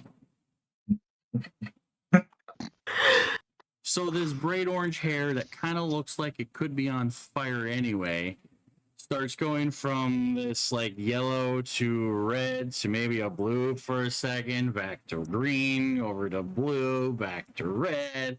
It's just kind of out of nowhere as his mood starts to just kind of up and down, up and down. Effect 2. Let's do with the 82. He's got mood hair.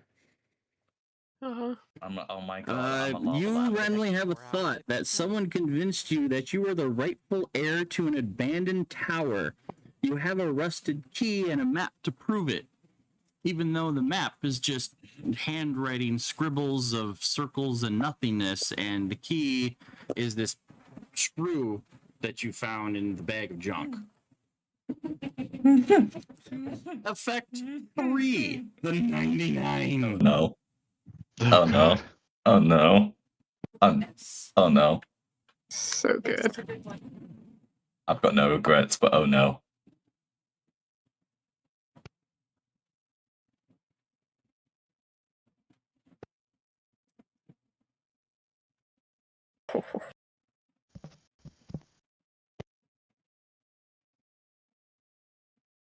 Within an hour of drinking this, you'll black out.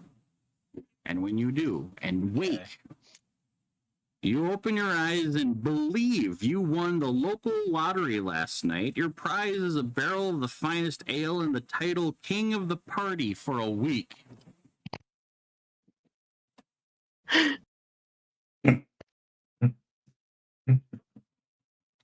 Oh boy. And as Kalinor is watching you guys partake, watching the fairy really partake, and he's all like, careful, this stuff is strong. You really start changing colors, you start rambling off slowly, then Kalinor starts going on about dragons, Spot's trying to look for a drawing that doesn't exist, and within a few minutes later, Verdan passes out. Hair still changing colors randomly as he dreams. Huh. I wish I had his hair. And all he does is kind of lift up the bottle, sniffs it. I don't even know what the fuck this is. It was just sitting here. Oh. Apparently it's strong. Good shit. Looks at the fairy. You okay, bud? All right. Well, you just sleep it off. And he uncorks it and puts it back under the bar and pulls out another glass bottle of some sort of like clear liquid. Now I know what's in here. I made it myself. It's just kind of pure grain alcohol, but whatever. And starts pouring. Those who didn't partake start pouring that. Like this is some normal stuff. I don't know what the fuck that was. It just looked good. In a brief moment of kindness, Viv is gonna pick up Verdan, and he's like what, 2 foot nothing? Basically. She's gonna put him in her hood. He's 21. Oh.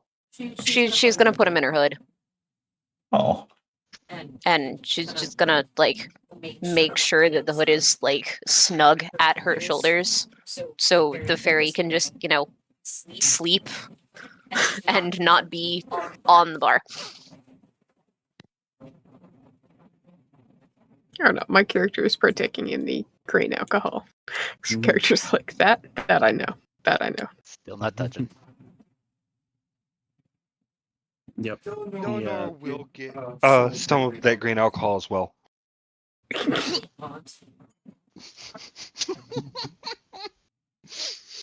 Okay. For you, since you drank the other stuff, this shit kind of sucked in comparison, and kind of gives that, compared to everybody else who's just enjoying it. The combination of the two do not sit well. The entire time, the wizard is just slowly enjoying his one drink. Well, yeah, that one drink got you just too distracted. You're trying to find some drawing that you can't seem to find. But I should know it's the spot of this room that opens a portal. I just can't remember where I put it. So for those that aren't intoxicated, what do you guys end up sharing with Kalinor? I mean, what do you want to hear? He kind of just opened up with what's your story. I mean, other than the fact that you guys said you met just a few days earlier. I mean, that's basically what, yeah, just all a bunch of adventurers somehow thrown onto this continent, and we encountered the Oasis people due to our friend Delanora here, and they asked us to try to save some of their people from this place. And that's kind of where we're at now with that. So we infiltrated, and you intercepted us.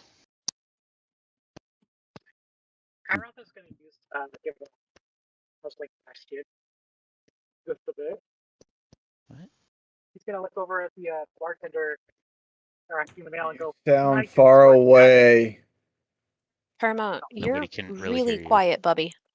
Yeah. There you go. Is that better? Is he using the right mic? Thank you. Sorry, I had my mic flipped up. There you go. That's a little better. I was like, why is my sounding far away? Oh, that's gotta go down.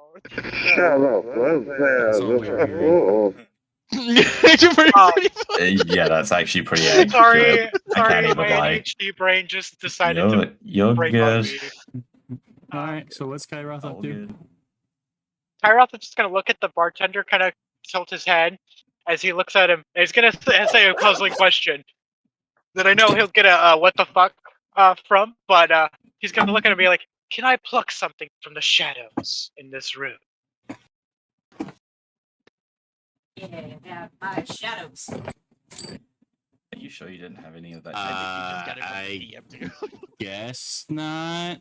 He's And gonna kind of like immediately leans pull up over the to like some of you, like, is this a normal thing of his to be plucking shadows? Is the green one okay in the head? As he does it, he plucks the book of shadows from the shadows. Just I love how everybody's like, this is pretty normal. And then the follow-up of, is he okay in the head? Is when we're all like, And because he's sitting so far away, at some point he kind of gets low to the counter and goes, So do we know what he is? I thought maybe he was just a slender orc, but the moment he talked, I think, is he like some sort of a frog person, like a bullywog? Like, what's up? Have you ever heard of Oh, a Yankee? Like a Yankee? No, absolutely not. They're What are from- they? Are I'm they? proud Yankee of the Fresh Killer. Stories state they are from the astral plane. Oh, so you're definitely not from around here.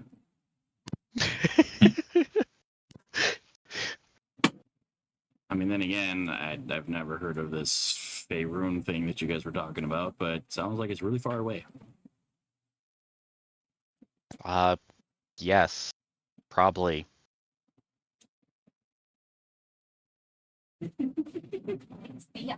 Just a little. Don't know how far though, because you don't know the place.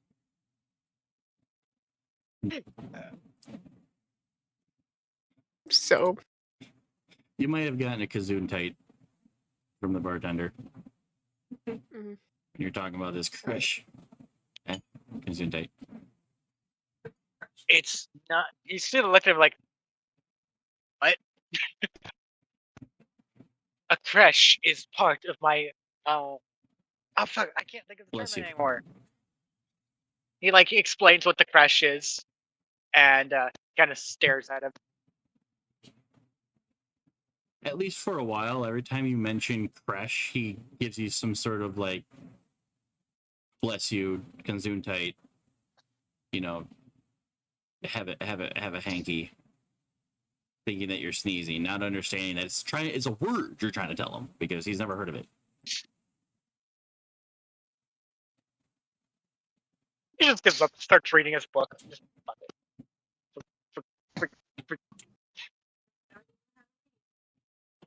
So So yeah, a group of that's randoms what's that came out of a portal in the middle of the desert and now trying to storm the castle that is Xanadon. I even need a drink for that one. Don't ask why we decided. So, band of random adventurers, what do you guys call yourselves? oh no, No, My name is no. Vivian. Androna. I'm Rick. The band of I just got dragged along because I couldn't make it back home. Oh, Vivian is your name, not the group name. Okay. You guys are just people? There is no group Just- name. Oh man, every group needs to have a name, even if it's something dumb. Me and my lot were called the Rough Riders, but none of us rode on anything except each other's nerves. Yeah. I mean, you were going to tell us the lovely story of what happened to this resistance. With disadvantage, yeah. Trying to turn it You'll on slur the shit out him. of it, but yeah, you could get it out. I should roll. Con save. Oh, and I get advantage. Just well, then it, yeah. Then Might it be this. still be flat roll.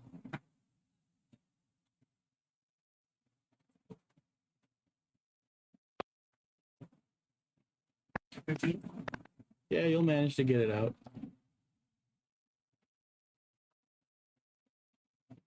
Eleanor, through her drunkenness, is like the group isn't cohesive enough to be able to have a name. Mm. That rare moment of intelligence when you got someone like passed out at the bar top. It's just like, oh, don't mind them, they're drunk. Actually, I'm not all that drunk. I'm just tired. And kind of one of those things when Eleanor just pops up, mentions it, and then goes back to, I'm drunk. Yeah. What she said.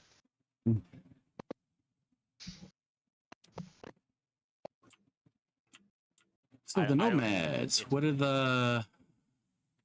they do for you to make you decide to come storm the castle? They seem nice.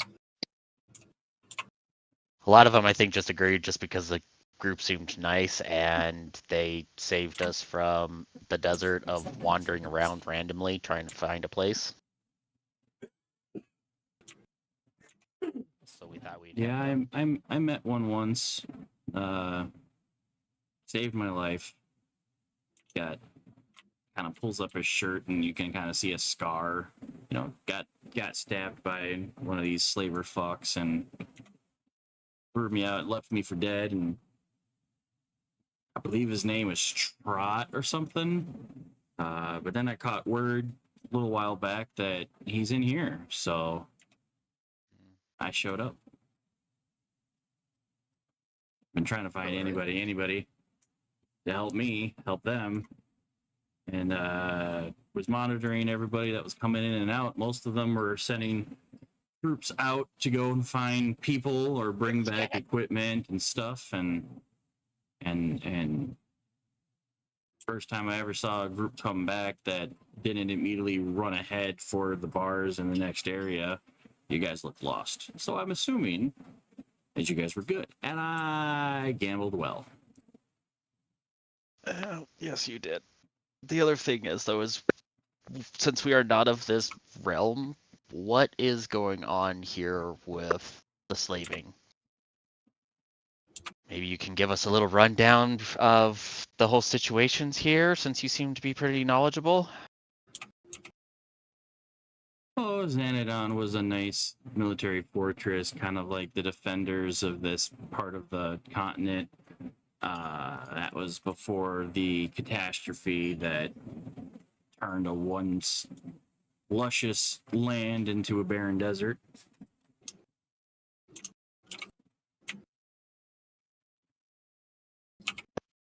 We'll sideline that catastrophe story here for a second, but so I'm guessing then fortress got overtaken over time and just slavers started coming out of here because using it as a base and whatnot. Yeah, used to be a military fortress. For any nearby settlement, it was also a place of refuge during times of strife. Until after the catastrophe, some bandits started overrunning it and kind of, I mean, it was kind of rough wherever you went, but some of the really bad people started banding together and fighting for dominance, and now it's run by Thaddeus. He's a rightful bastard. Oh, we've come across that name from a little leaflet giving some orders. We seem to get that. Yeah, Thaddeus is the head honcho around here. Or like head asshole. Yeah, him and asshole. I grew up with each other back in Amberford. He was always kind of a creep then, and just kind of got worse after the catastrophe. He went full bandit, and since he kind of took over this area, has been that entire mindset of you're either with me or against me, and if whatever we can't make ourselves, we go and take from others. And have been sending parties out to come back with loot and people and you name it, whatever they need, whatever they can make, they make it. Whatever they can't, they go and steal. A lot of poor people, a lot of people got hurt as they were trying to flee. A lot of merchants got attacked. A lot of rich folk got cornered and killed, and all their stuff came here.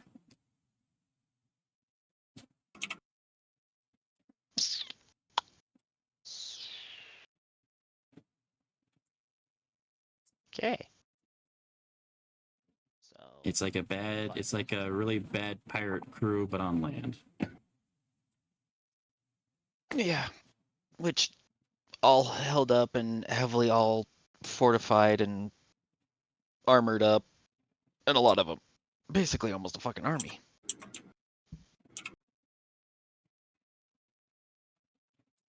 And since this was a stronghold, they got firearms and heavier weapons and armoring from this place, whatever was left after the catastrophe. It's just been a rough last handful of years.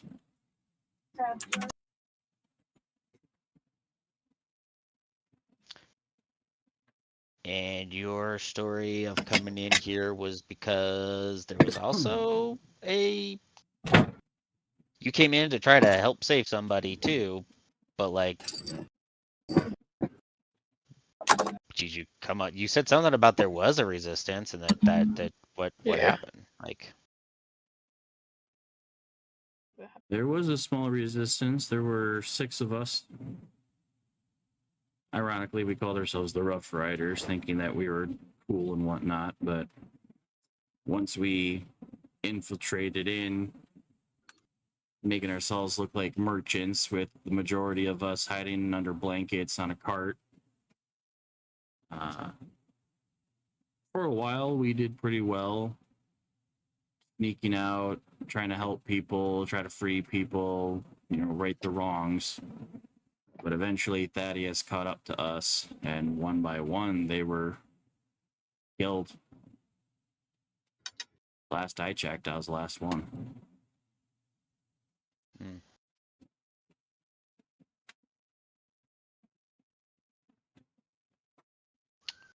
So Thaddeus is controlling it all in a way.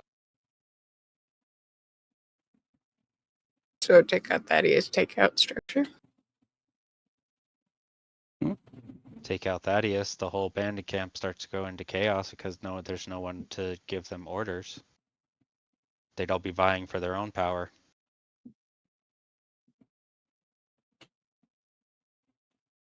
Yeah, that's how this place started until he rolled in and almost like within a day took charge. And then next thing you know, a group of bandits and pirates and mercenaries suddenly had form and function. It was weird to see how the change almost happened overnight.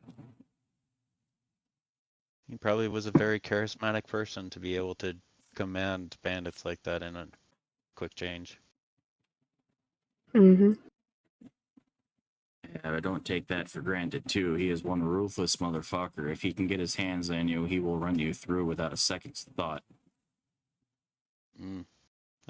Psychopathic. Hmm. Question is, though, what's our next move? You know our story, and we know yours. We kill Thaddeus. Did we get a full list from the Oasis people of their people that were missing? They mentioned that there were four people, and the one that you did rescue mentioned she was one of the 4. So there's 3 more left. Like 3. And we know one of them is this person that also helped. What is his name? Hovering over his name. Trot. Or no, you typed it in. Oh, Kalinar? Kalinar, thank you. So, and we also know at least the name of one person probably still in here, because he said that he was captured and brought in. Yep. So there's at least, that.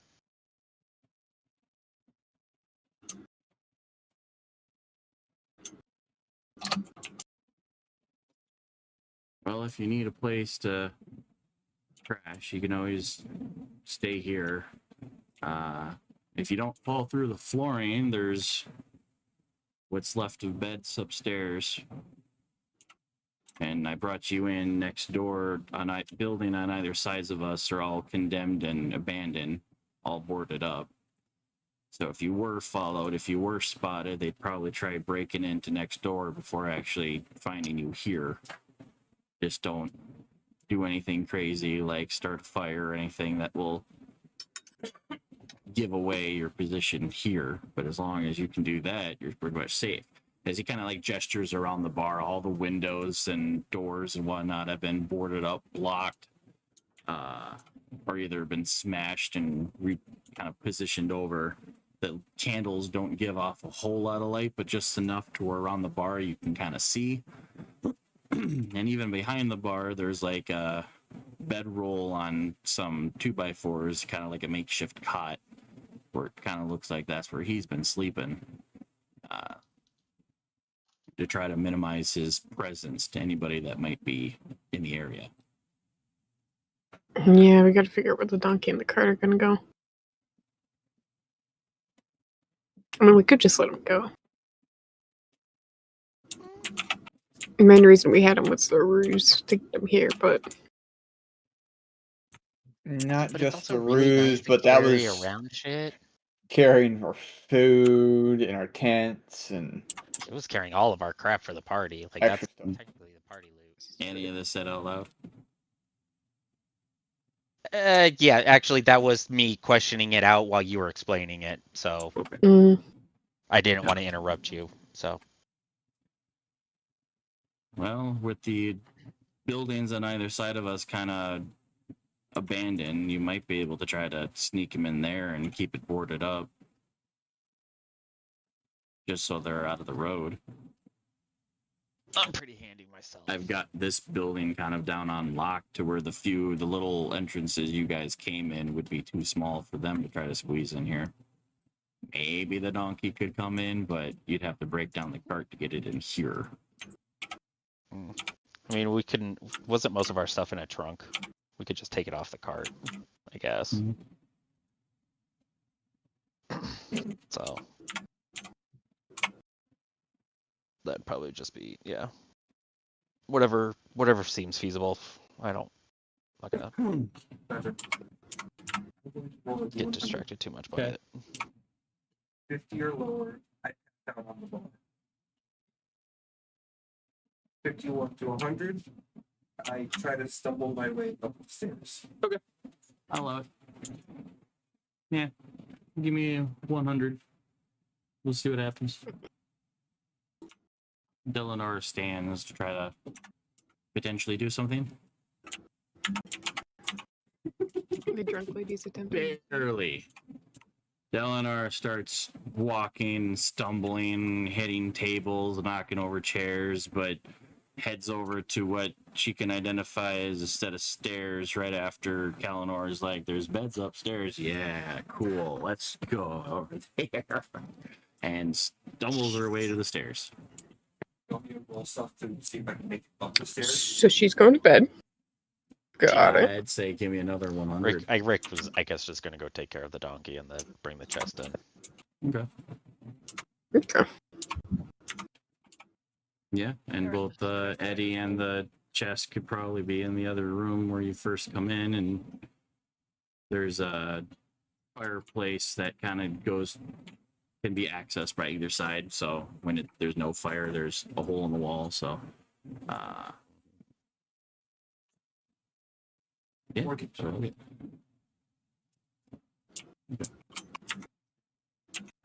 Let me go get Eddie.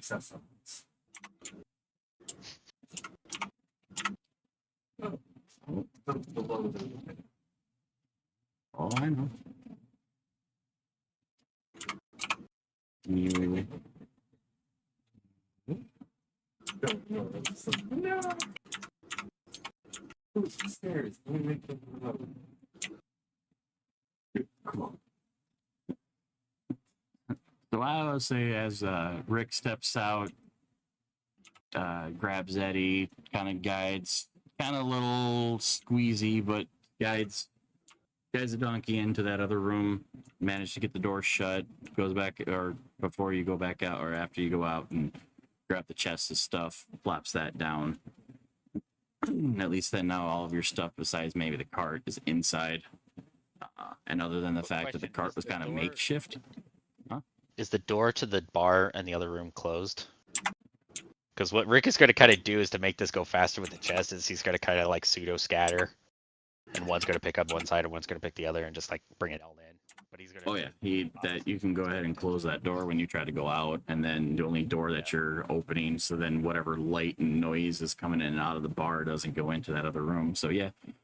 You'd be out of sight enough to kind of pseudo scatter to get both of them in at the same time, and man, Rick, that was pretty quick. But at some point, while you're bringing everything in, there is this sudden, loud, audible thud as Delanora, who is attempting to go up the stairs, passes out halfway up. And is now sprawled along the stairs. Rick mentally takes note. He's like, "Yeah, we're gonna need to make sure we've That's got up water to you. for some of the lightweights You've around seen who has next wronged time." you and who has not wronged you. Yeah. But the favor needs to come out of that one. So what do you offer for a moment of kindness?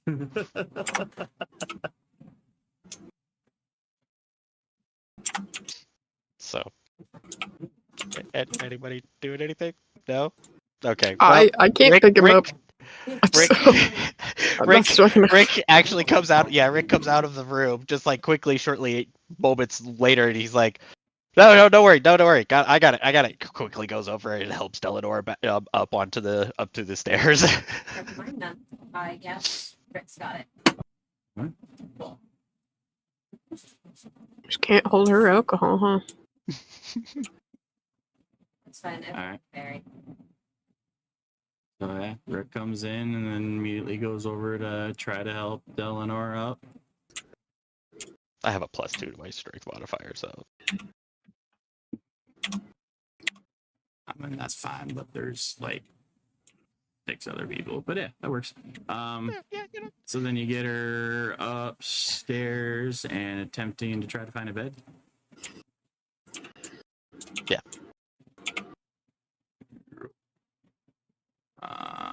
Poor Delanor.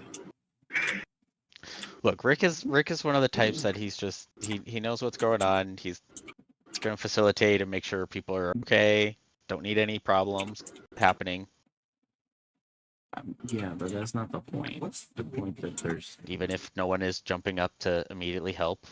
Obviously, the elf fairy and her hood. So I mean, It's not that I wasn't jumping up to immediately help. I was talking to them about it. did not hear it. But that's because I hadn't gotten a chance to unmute my microphone before you kind of jumped in. Ah. Fair enough. I mean, we can wreck on it and then let it happen. So This entire time, Spot recognizing that he is kind of drunk, and even though he is searching for the thing, he's trying to at least stay calm and just kind of stay in a spot. 'Cause he doesn't know what the state of the place is, if he's gonna trip or not. Yeah, he's just So, kind of keeping cool. so Spot staying in one spot. Aha, aha. It was such a great real laugh. I know, right? We all got Buster.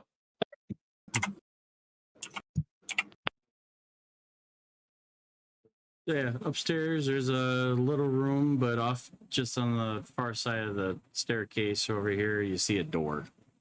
You can go try to find a bed. yeah, that's fine.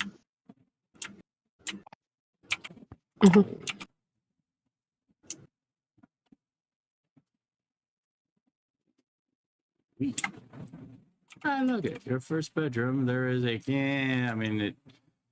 I wouldn't make it my whole bed. It looks kind of run down and whatnot, but for the night, it would be just fine enough to where Delanor probably gets plopped and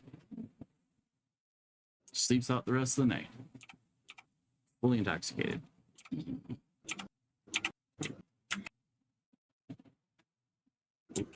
Not that one. This one. Rick just goes back down. We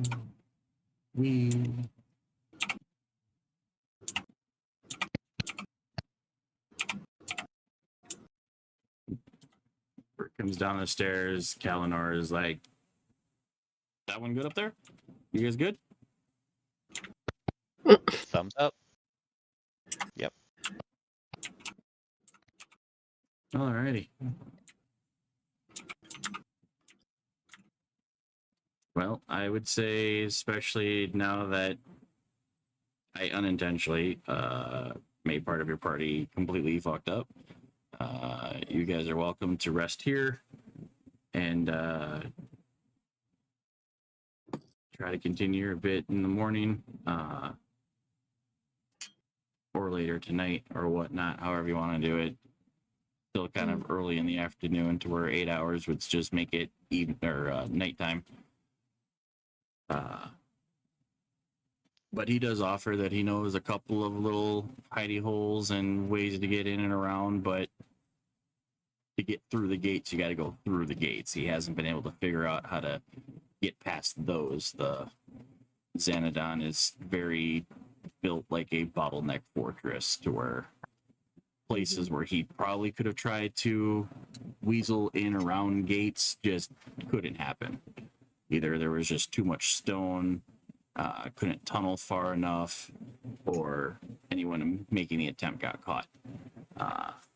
But at least once you're inside the next phases, you guys can find places, and he points out a couple of different hidey holes in case of trouble. Okay. The reason why he mostly camps out down in this first section is because it's the most destroyed, blown up section. Because in order for Thaddeus to take over Xanadon, he kind of had to fight his way through, and this first section kind of took the most of the attacks and spells and whatever you want to call it. So it's not really like the most run down because it's poor, but it's the most run down because it's the closest to the front of the fighting. Yeah. So this place is mostly abandoned, save for a couple of Thaddeus's people that keep an eye on the gate for people trying to infiltrate.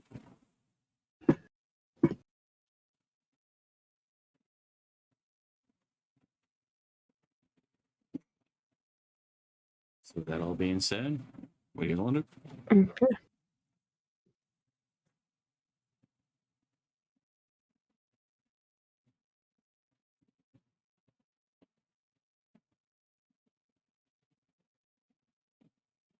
Oh.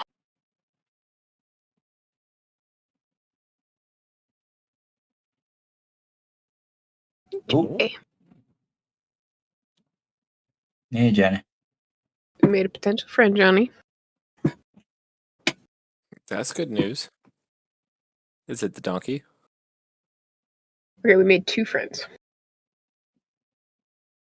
But yeah. And half the party got fucked up. Yeah.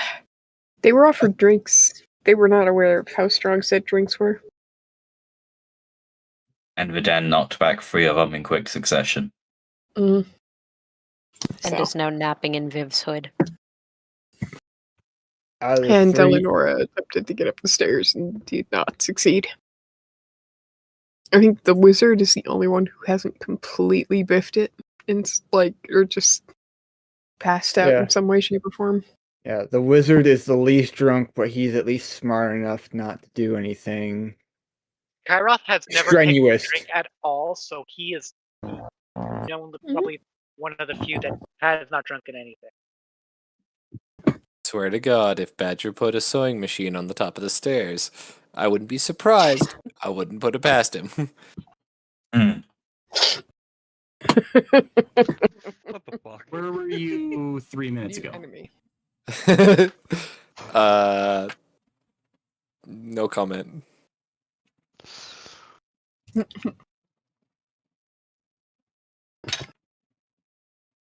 But yeah.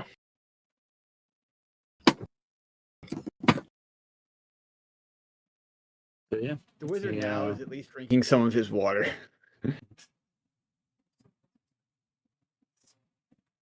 So we're pretty sure the Oasis people are further beyond the gates. Yeah. Mm-hmm. Probably all the way But to he the back hasn't- where the ferry Yeah. kind of saw some things. But this dude hasn't been able to get beyond the next set of gates, right? No.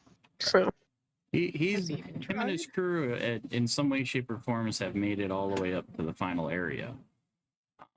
Oh. But he hasn't been able to get around the gates. Every time he goes into the next section, he has to find new ways to get through the gates, whether it be intimidating, hiding, sneaking, what. Okay. Mm.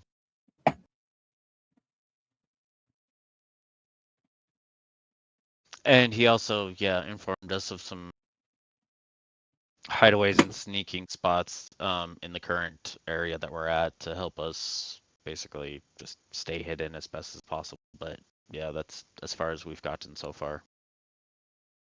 And he told us a little bit more about like what happened to this world and things like that, and we kind of told him a little bit of our kind of backgrounds. Not all of us, but like we're not of this realm.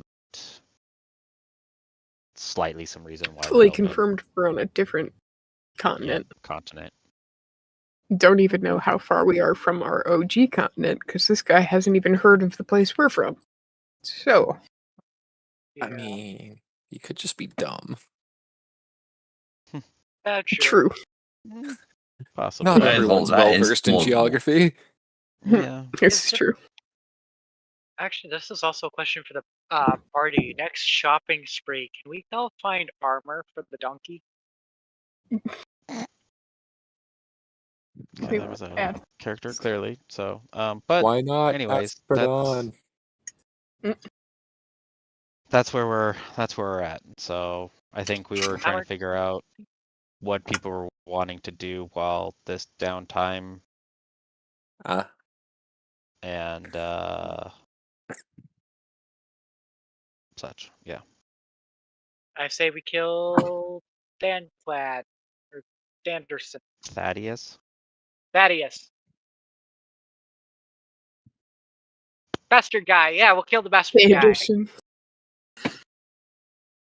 Well, I was about to call him are you Tancred, but talking I in realized. character or out of character? Huh? Question. Are you talking in or out of? I can't do the voice right now because it fucks up my voice. So just imagine. So I you're am in the character. Okay. Yeah, just try to notate that kind of thing. So, okay. Can you wait for some of us to sober up and / wake up before we go that route? Hey, that's your fault that you guys got fucked up. We aren't going to kill this guy tonight. We ain't even going to kill this guy this week. We don't even know how strong he is. We don't know his forces. We gotta get through gates before we even think about what the fuck we're doing to him. Probably just try to save the Oasis people first. Mm-hmm. Eh. And just knock that off.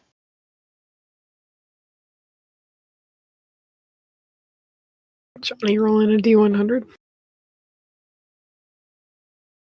Well, I don't know if Keth has been drinking. Oh. Oh, We didn't dictate yeah, that. If you would like to state that you had some Yeah, of you the didn't original really- drink, let the DM know. Yeah. That's a 53% chance, so... Yeah? Oh, a 53% chance that he was drunk. Okay, got it. So is that a yes? First bottle was a some sort of a whiskey Okay.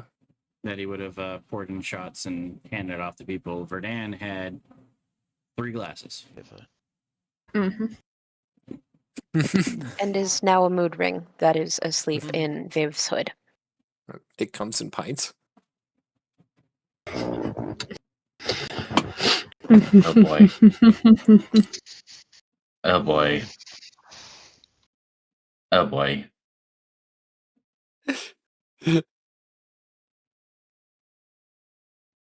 I'm sorry. I have to poke fun at the fairy. Oh, god dang it. Mm-hmm. Fuck you. It's kind of small, though. So that's 53 saying yay to have partaked in the first go around. Yeah. Oh, you're brave. Good. I get a D100 from you, sir. Absolutely. he's gonna get? I wonder. 41. Oh, we already have a 41, don't we? Oh no, we don't have a 41.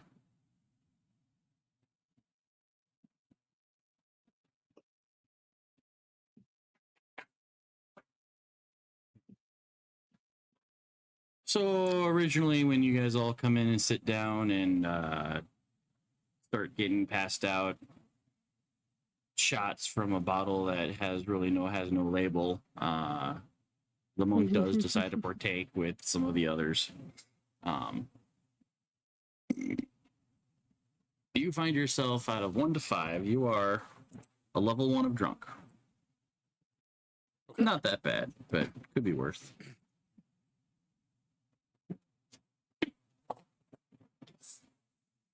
And your random effect. Oh. You suddenly recall the faint words of an old man. Take this key, child, and find the passage behind the waterfall. And whatever reasons, you reach into your pocket and pull out an ancient key. God damn it, Sensei, what does it mean?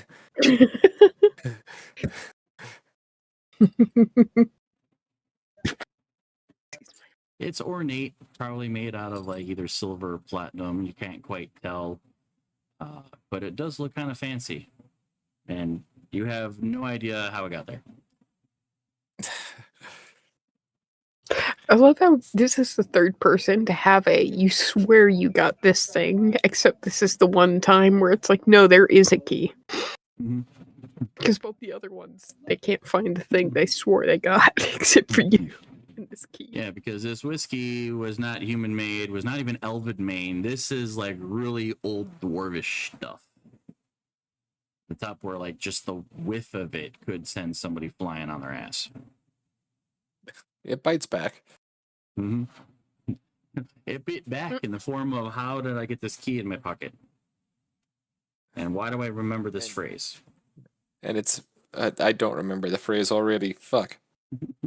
Something about... Take this key, child, and find the passage behind the waterfall.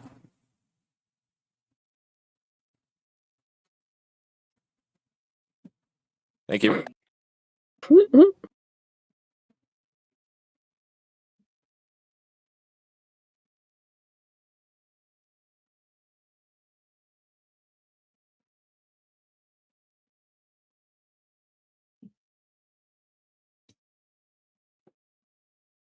Would you like to do a potential intelligence check to see if you recall anything more specific about that phrase?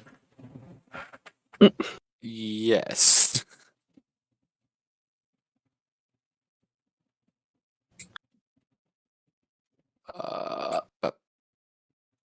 That's con. It's still a +2 though, regardless. Nice. You don't quite remember how this phrase came into your head. You don't really know why you have this phrase running through your head. All you remember is that the old man who told it to you had a weird looking patch over his left eye.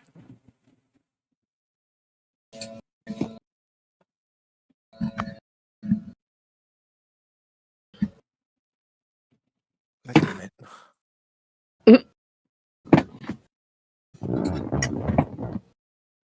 But not anybody that you would immediately recognize. Okay.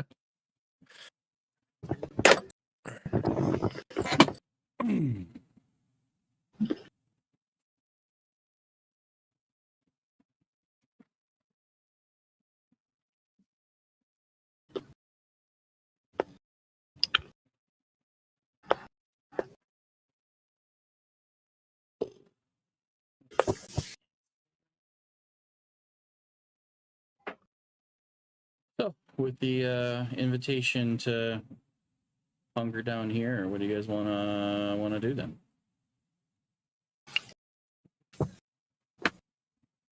Still early enough in the afternoon, probably going on 2 maybe almost like 3 in the afternoon, full long said it rest would be would still put it fine at to night. be walking around, right? Or no? Be fine walking around outside. Yeah. Or no. I can't remember exactly what he said. Not really, because most of the first section is abandoned, save for any kind of like spies or tattletales that Thaddeus has placed. Just kind of keep an eye on the place. Okay. So we gotta figure out how we're getting through the gate. If we got time before night anyway. I guess brainstorm with him to figure out the best way to get through the gate for us. It's better split up. Not have all of us try and get through as one group, or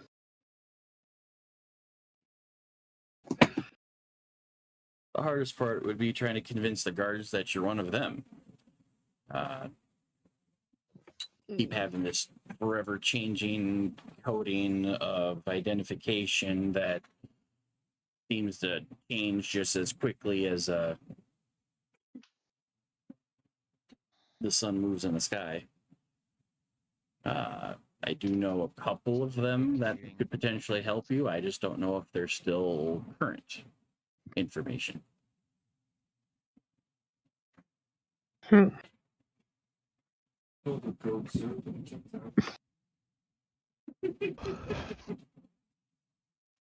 I mean, might as well check and for see. instance, like Thaddeus is always coded as the general, even though there's no full military functions. Any squadron leader of a particular post is a captain. Squads are what are sent out to come back with prisoners, because despite what they are, they don't like using the word. And a lot of them are easily bribable. They send out so many groups in one time that even if you just came up with a random number, you could probably most likely pass for, however many groups they might have sent out recently.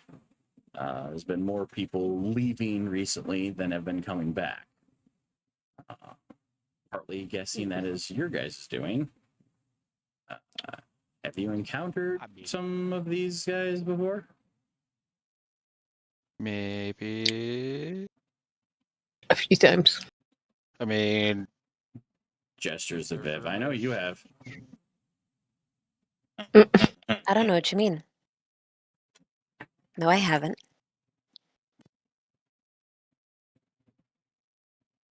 Alrighty. I mean, He's clearly intimidated. These are not the bandits you're looking for. That especially. let's just say there was a camp that may not be a camp anymore. What you talking about? Well, it might cause the this place to panic when they find it. I know they sent out a couple of patrols since then to try to figure out what's going on, but none of them have come back. About that. Yeah, about that. We took out one. We might have taken one out on our way of trying to get here. By a couple, I hope you only mean one. Oh, so they're really I mean, we not going to tried be to talk coming our back way anytime soon with information. Mm-hmm. I mean, who's got the leaflet that Oh, gave us yeah. all the information about Thaddeus? Brandy. Does He's Brandy dead show the now. leaflet? I think Brandy would have shown the leaflet at some point, just knowing Kenders. Mm-hmm. Oh wow, Squad 215, that's a squad that's been out for a while and have been coming back and leaving quite regularly. And every time they do, they always have to sub in more and more of their group because too many of them get killed by random shit. One guy got stung by a scorpion and succumbed to his wounds. The other guy was brought in dead because his captain got pissed at him and just gutted him. I mean, they leave with as many fresh faces as they come in, so that's probably how you guys got in unscathed. Is they don't there's not enough of them regulars to be recognized. Okay, so 215. Noted. So they're not coming back. Yeah.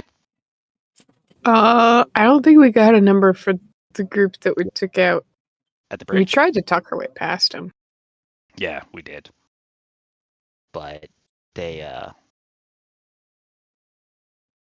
tried to go for my instrument. You don't They fuck tried to go with for my instrument. It was never heard from again. Yeah. That tracks.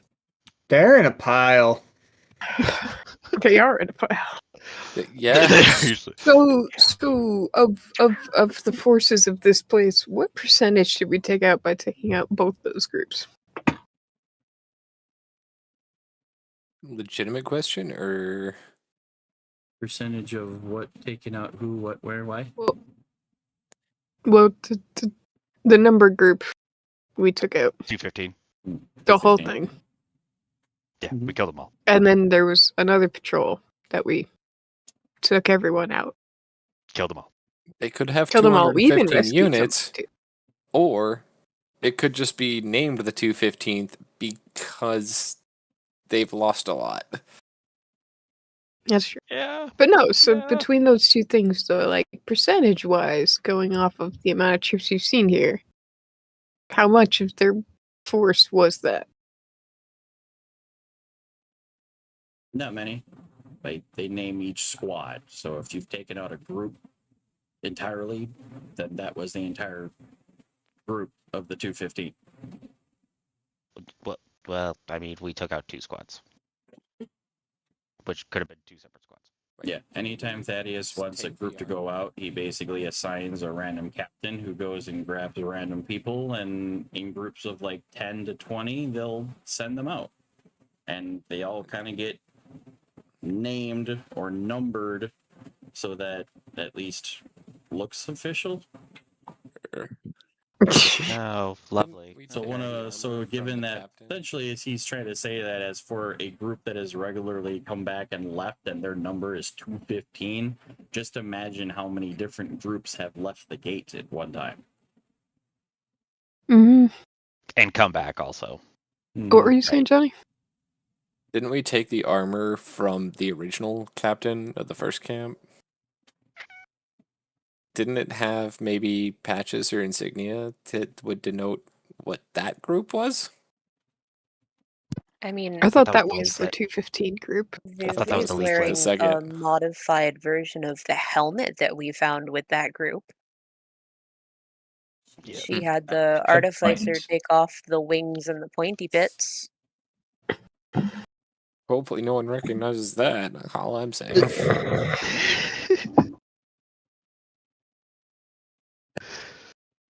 But we have a lot of stuff from one of them, so.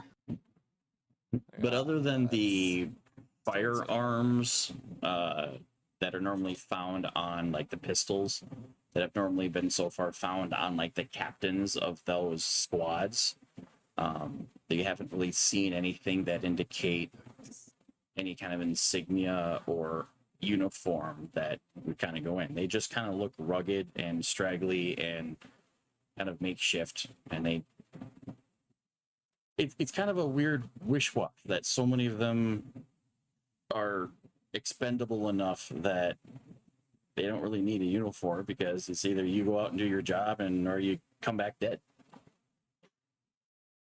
So more of a militia. You come back or you don't.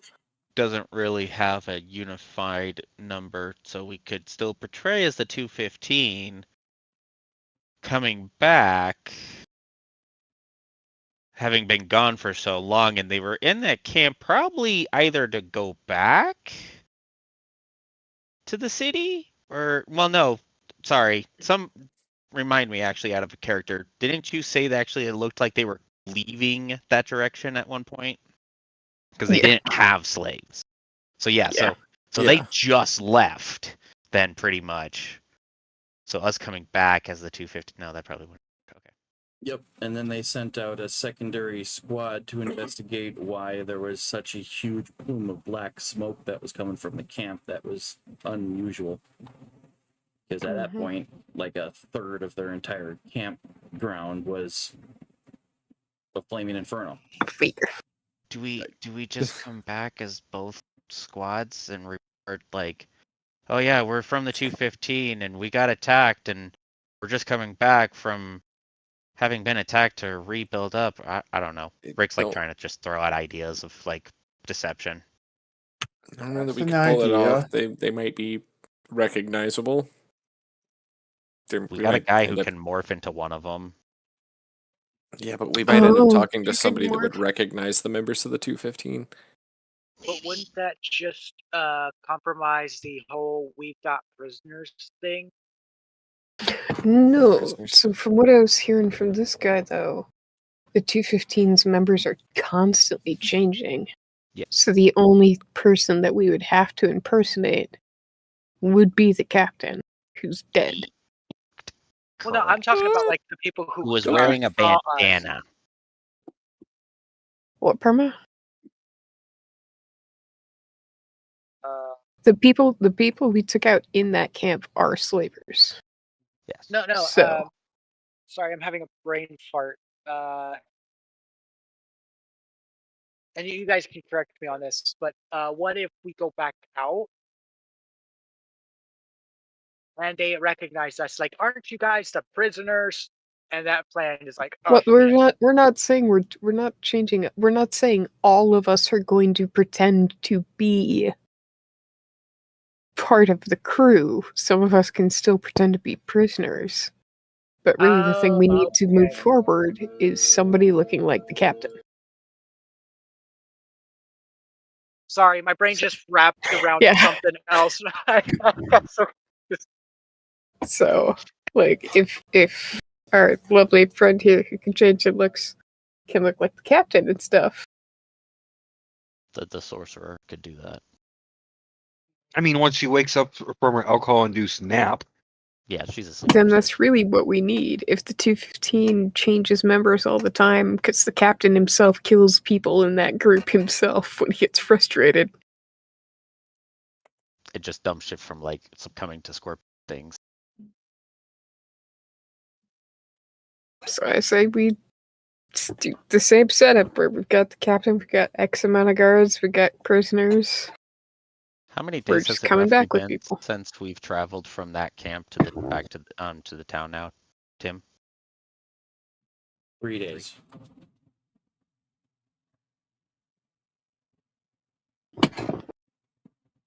We rest up. That would be probably 4th-ish day. I mean, do we scout around then outside? Give it one more day, and then we deploy the deal, because then we can scout the gate itself to get more understanding. The second I'm gate thinking should timeline. be... Like they just left, and then we're coming back 3 days later. Like, what the fuck is going to be our story? Like, oh yeah, I just got pissed off and decided to slaughter half my fucking squad. Remember, the second gate should be expecting this group to pass through. The fact that we are kind of stopped in the middle of the day is going to also raise some questions. And there's also nothing to say you guys can't go out and like try to scout maybe as like a small group or just one individual to try to get information from anybody, or try to get information. It's just going to have hazards where you got Thaddeus's people that would, if they got alerted, would be running off to go tell them, or individuals that may or may not be able to help you. Like, you know, so if you guys want to hunker down here for a few days to try to go scout for information, yeah, there's going to be risk and potential reward. But if you think 3-4 days is too soon, can buy you some more time, but as long as you stay in the bar and the place above it without making too much noise, no one should ever find you here. Yeah, so it's just trying to get the timeline correct where we still are not like it doesn't seem weird to be coming back early or something like that, you know. Because who knows how long they've been, how frequently they go and come back. He says sometimes they're out for a while and then they come back and then they're like gone for early and then they're back in early. It's hard to say. So Yeah, because it's all desert, so hazards or illness or death or whatever could convince a group to come back earlier. But you just don't, no one seems to just know where the reporting goes to. You guys got through the front gate because either they didn't recognize or they didn't care enough and let you guys in. But then it's like, all right, well, how do we get past gate 2? Maybe gate 2 and gate 3 have people that would recognize the 215. Who knows? Who knows? That's part of the fun. and just trying to remember, gate 2 leads to like the marketplace, correct? Mm-hmm.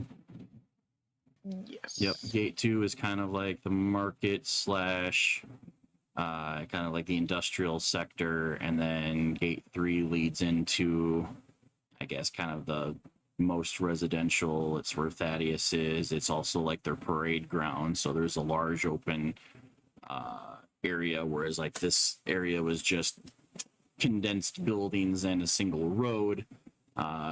Third space is much larger. Okay.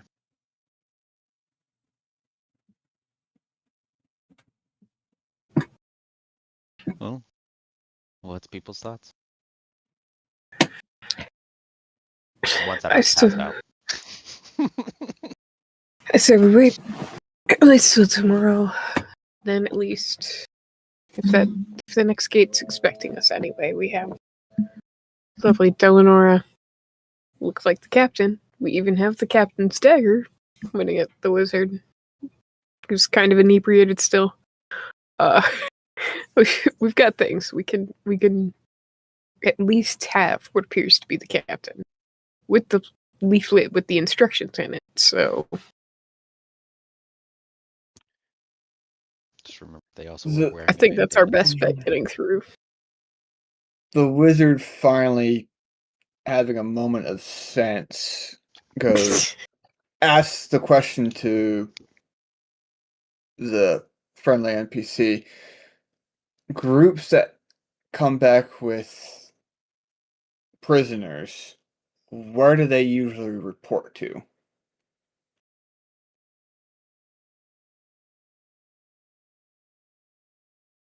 All prisoners go to third gate and beyond. That's where they keep anybody's the most guards, the most eyes.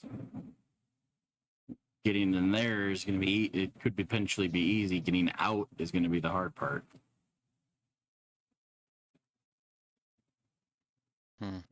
But as you said, if you could manage to potentially kill Thaddeus, then you'll have the chaos to escape in.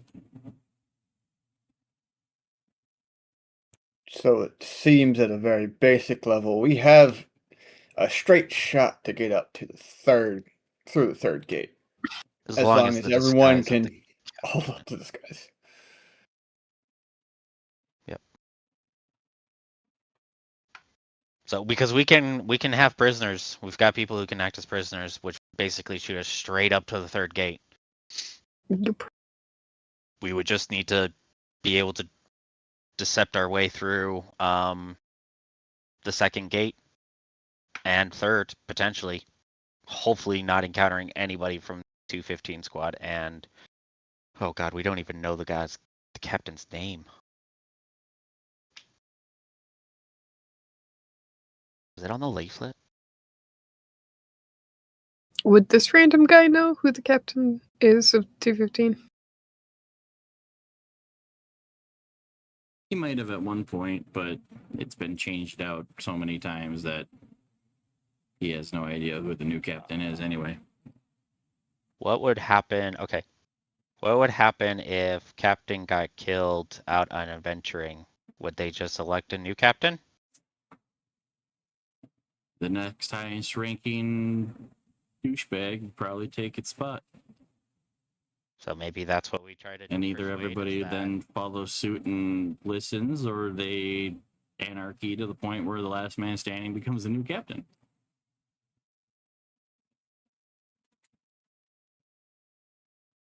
that could be a backup plan.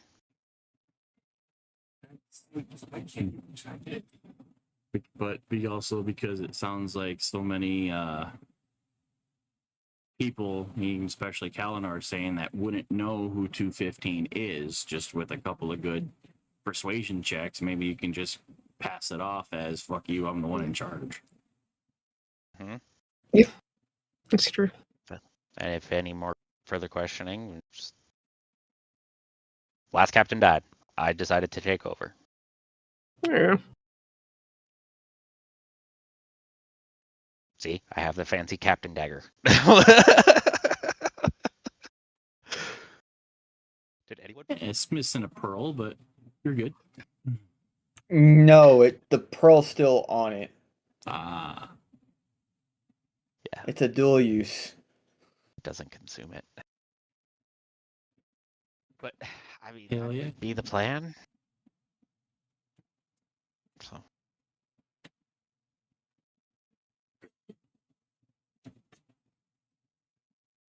We go sneak in.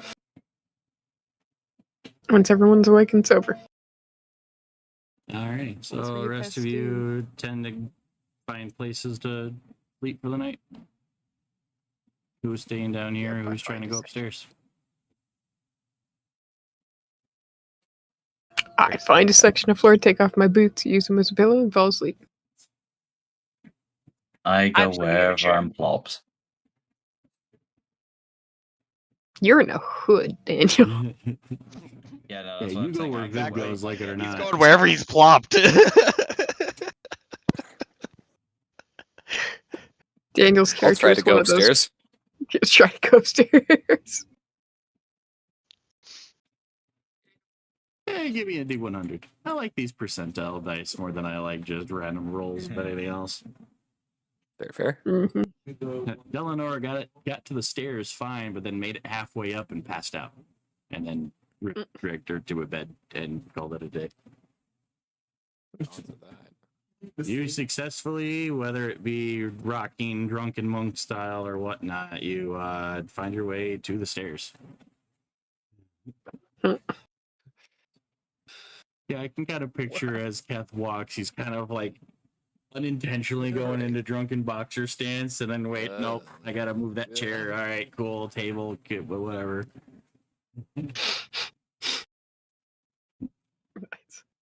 And now for another D100 to see how well you make it up and potentially to a bed.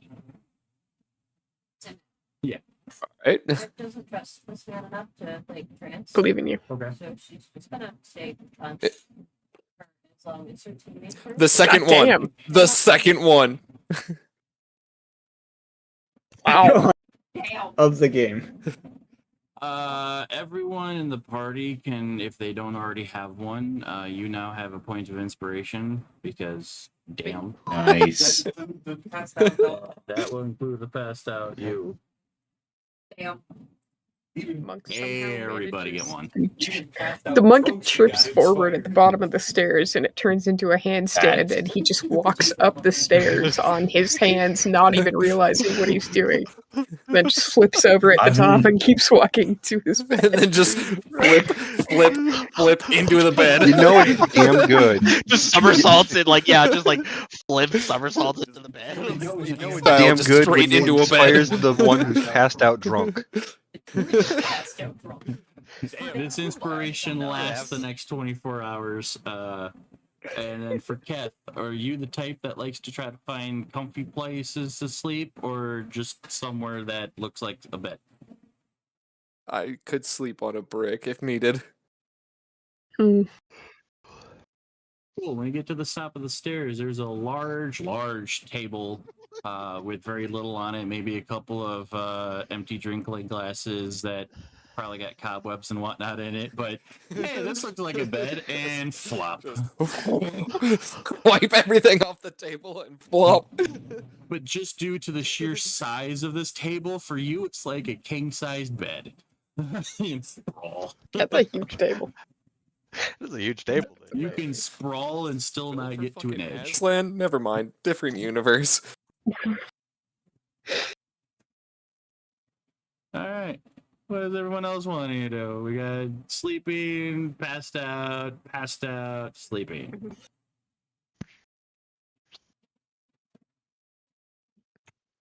The one wizard for is me. just gonna sit there, pull out his book, try to at least do his normal routine until he's finally succumbs to his drunkenness, and it's just gonna go to the side of the chair and curl up. Big. Spy, you want to give me a D100? Oh, buddy. Actually, depending on how rolls go, or roll goes, Yeah. Eat a will. I might put her Eat the down willow. on the spot. The forest cat killed a chipmunk today. Oh, Yeah. God damn. Nice. Oh no, Griff. Oh no. Whoop. But Spot was trying to be the smart one here. How'd that work out for you? Cat failed at chatting. About to see. oh boy. That as Oh, well as no. when anybody in any D&D party tries to be the smart one.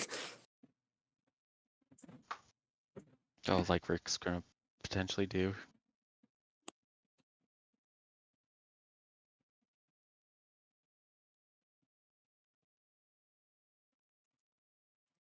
Well, you're playing with your spell book and trying to scribble. Your drunkenness going in and out of blurry vision. You get to the point where you believe that your writing just kind of takes over. And after you realize you're just writing chicken scratch, your brain and your vision makes you believe that you've been inspired to create a new language called Khajiit.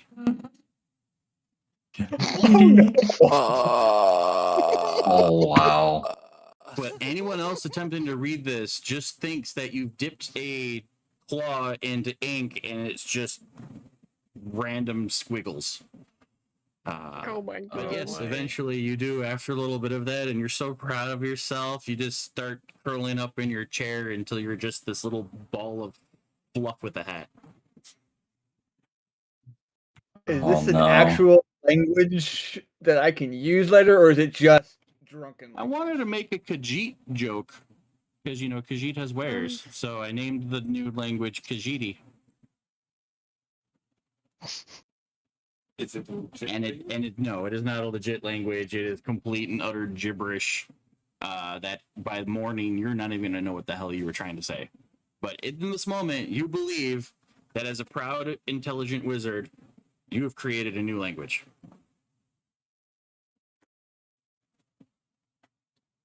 Oh boy. Oh my god. That's amazing. I love it. Oh my god. So in that case, then yeah, I will be putting her down on deck. Mm-hmm. And then I will go stand menacingly in the shadows. What time is it? Is it starting to get dark outside, Badger? I mean, for how long you guys have been here before the need to, at least for the drunken ones, pass out, it's still like middle afternoon. This is maybe 3 o'clock in the afternoon when you guys are like, fuck this, we gotta sleep off this shit. So after an 8 hours, it will be dark out. Oh fuck. All right. But, Rick's why gonna did go that token scout get out moved? some spots? Rick is Yes, gonna go okay. scout out some of those that what's his face has pointed out. And he's gonna try to get closer to the gate just stealthily. Stealth mission. Okay. All right.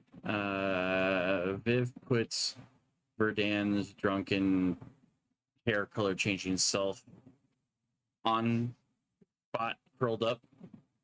So put the fairy on the ball of fluff. Figure out how to do that at some point. Oh, thanks.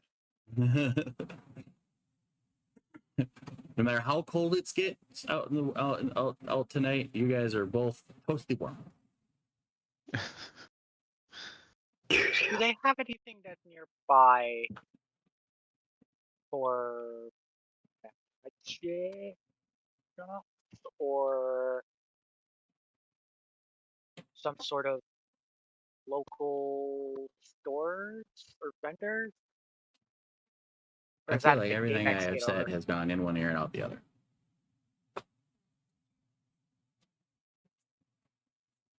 Not till you get past gate 2. Okay, never mind. I'm just gonna hang back into the little area that we have here and just start reading the scout book at it. Just hang out.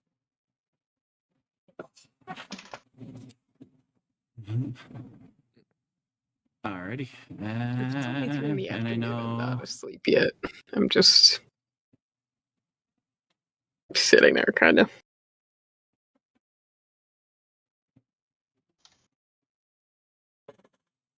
so Rick's gonna go attempt to scout the outside. Mm-hmm.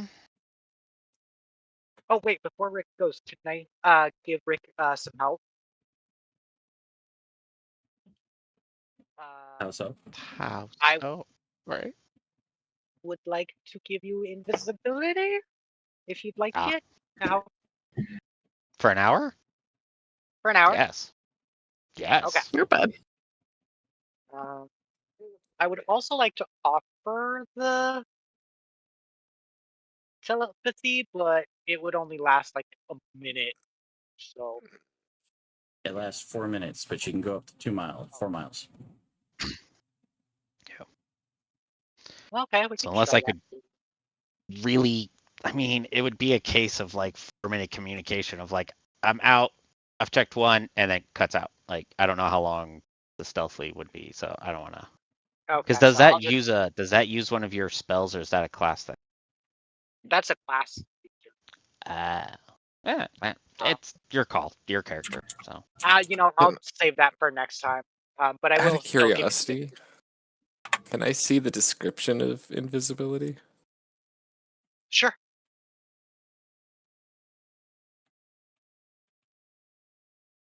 Yeah, between the warlock and the monk, one's got really strong short range telepathy. The other one's got really far distance but very short duration telepathy. Yeah. Which, how far are we from the second gate, roughly positioned? Okay. That's what I thought. About a football field's length. Okay. So approximately 100 yards. Yeah. Well, yeah, that I've just given him my last spell slot. Well, good thing for you. You guys are resting now. So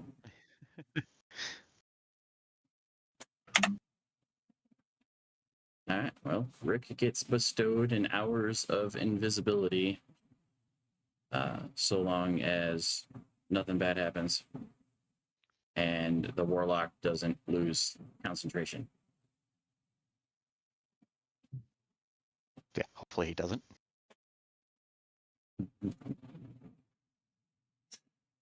It was like, yeah, invisibility lasts an hour, but the warlock's got to be focused. Otherwise, if warlock decides, I'm going to go take a nap, bye-bye invisibility. Nah, I Yes, yes. shouldn't be Sorry. losing My bad. focus I while just I'm realized something. awake.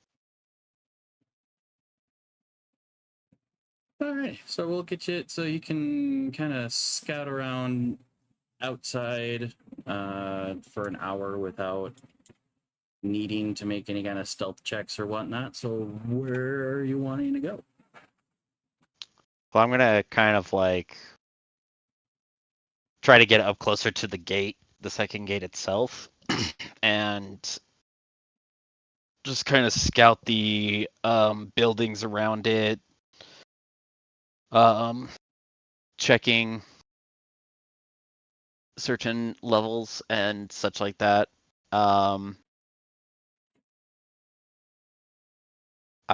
I was going to state to you, Badger, something kind of funny that you could have slightly play was once Rick would have walked out, he would have lovingly put his coat and clothes next to the donkey and scattered. Oh. How do I say it? You could if you wanted to, yeah. Which one is invisible? It would have to be whichever section he touched me. So one of the three would be. So Perma, where did you touch Rick when you casted the spell? Show me on the film Here's where he touched you. How about this, Perma? Roll me a d4, and we'll -1. There we go. Yep. Well, then here's the question. If only one out of the three disappears, But how does all of them disappear? when It's point to kind of when the same. he It's a touched weird you. thing that normally when Uh-huh. Rick is one person, it would trigger him as a whole thing. But now that he's scattered, technically only one will get the invisibility right now. Show me where the door touched you. Alright, I'm gonna touch Yes, the next when Rick is assembled, anything that affects the three of them will affect them as a whole. But because of that, the middle one, if you decide to step out of sight, put down your jacket, and go into a scatter mode, 2 of 3 are not invisible. But one is completely, oh man, you can't see me, bye. And they equally collective, he's like, well, that's our frontliner man right now. Let's go. Yeah. If only one is If invisible, that could really anything bad fuck with the happens, at disguise, least though. one's getting out. Yep. That individual doesn't have any feet. That's weird. So yeah, so he's going to be dipping and diving through the empty alleyways and buildings, collectively checking out the areas. You can even see they're like on like different levels where they're just hopping through, and you could just like see them all three going. And because of their yip yap ability, they can easily tell where the invisible one is also. This would be a huge and cool display to watch if only anybody else was aware this was happening. Right? But also, Rick is just like, I feel like a superhero. That'd be like that reveal to the audience where Rick's like, I'm gonna go scout, I'll be right back, and then takes the jacket off, and then is suddenly revealed to be 3 kobolds in a trench coat, one of them being invisible, and then they all scatter and they're running down the alleyways and just zipping in and out, because now you are 3 small creatures that have advantage on being seen, or everyone else has disadvantage on seeing you. And yip-yapping random little noises to kind of tell each other what they're doing and where they're at. And for the audience, this would be a really cool reveal to be like, oh, look at that, that's fucking cool, just zipping around like nothing. But everyone else in the party that could see it are either passed out, too drunk, or sleeping it off. 3 kobolds in a trench coat. No, good sir. Right now it is 2 kobolds in a trench coat, and one of them knows how to levitate. Fair enough.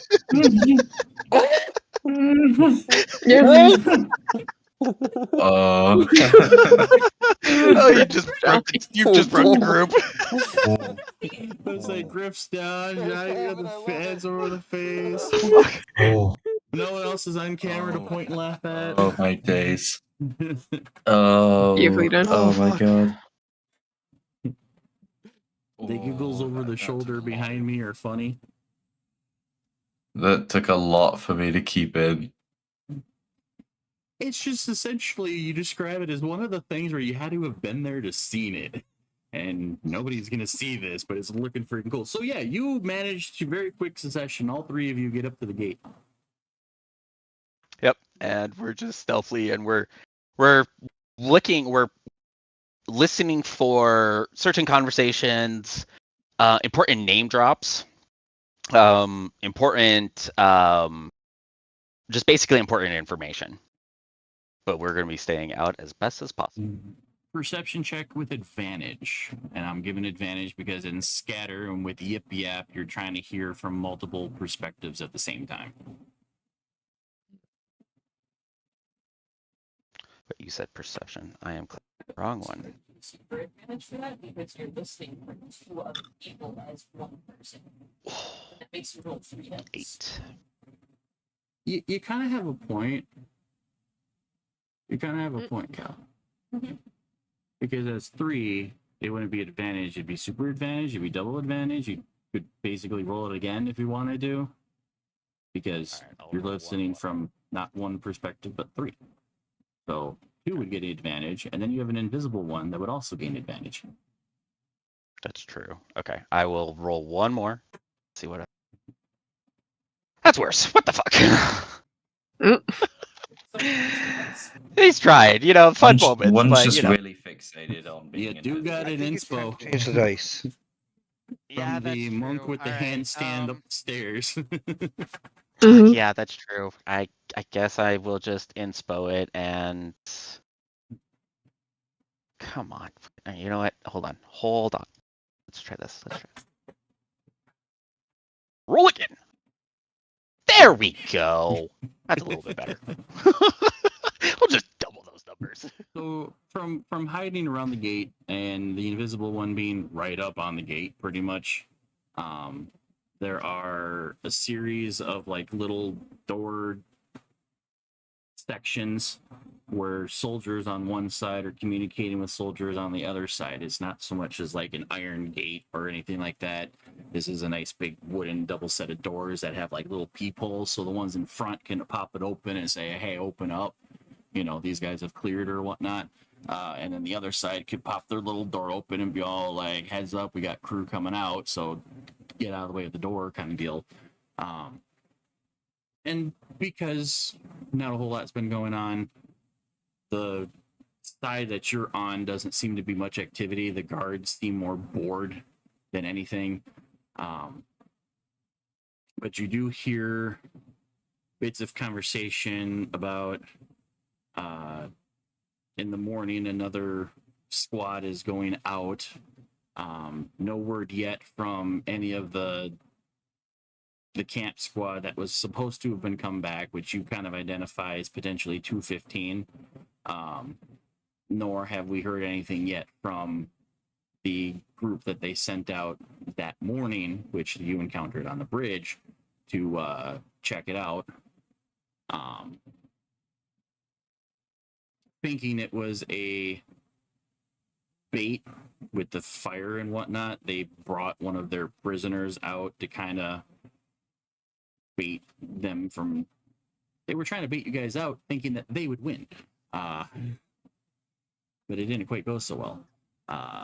But they do mention that they can't wait to get relieved. That Captain Burgess needs to relieve them in the morning whenever he shows up. And the first thing they're doing is going to the bar. But the two, there's like 4 or 5 soldiers on your side of the gate. It seems like their captain is on the other side. So at least from what you can tell, no one of authority is on your half of the gate. Gotcha. Okay.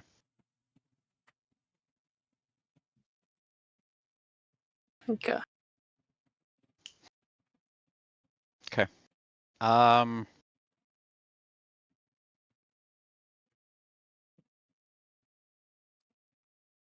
Yeah, I'm just going to double back. And trying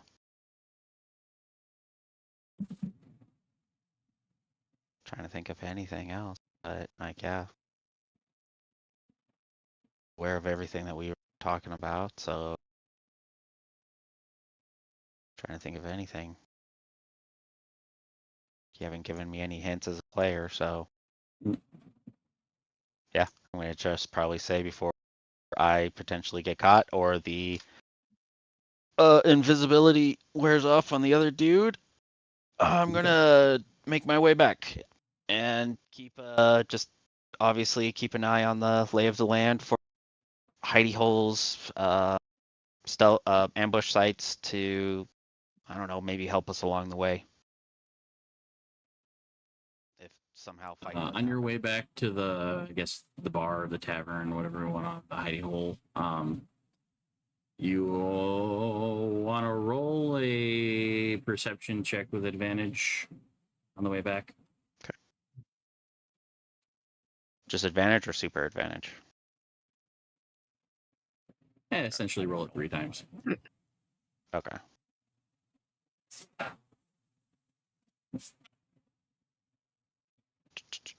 Just flat. Just that one sucked. That one sucked. One of them sees something.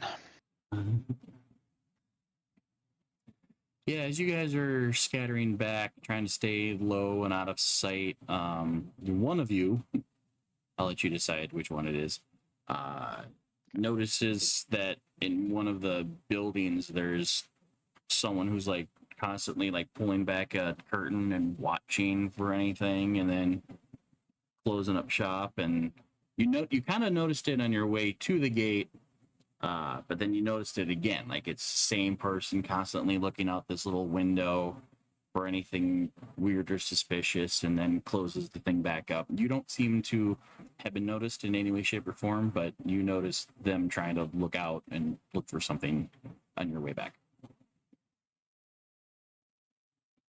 Of course you did. Okay, yep. This is gonna happen. All right. Yeah, they all 3 stop heading back. We're gonna double back a little bit to where we saw. We're gonna try to find an opening into their building stealthily so they don't see us and reform as Rick.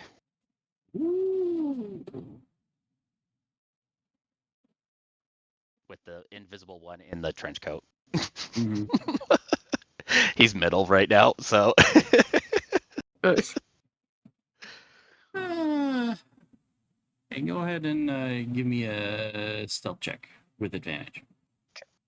Because you're partly invisible.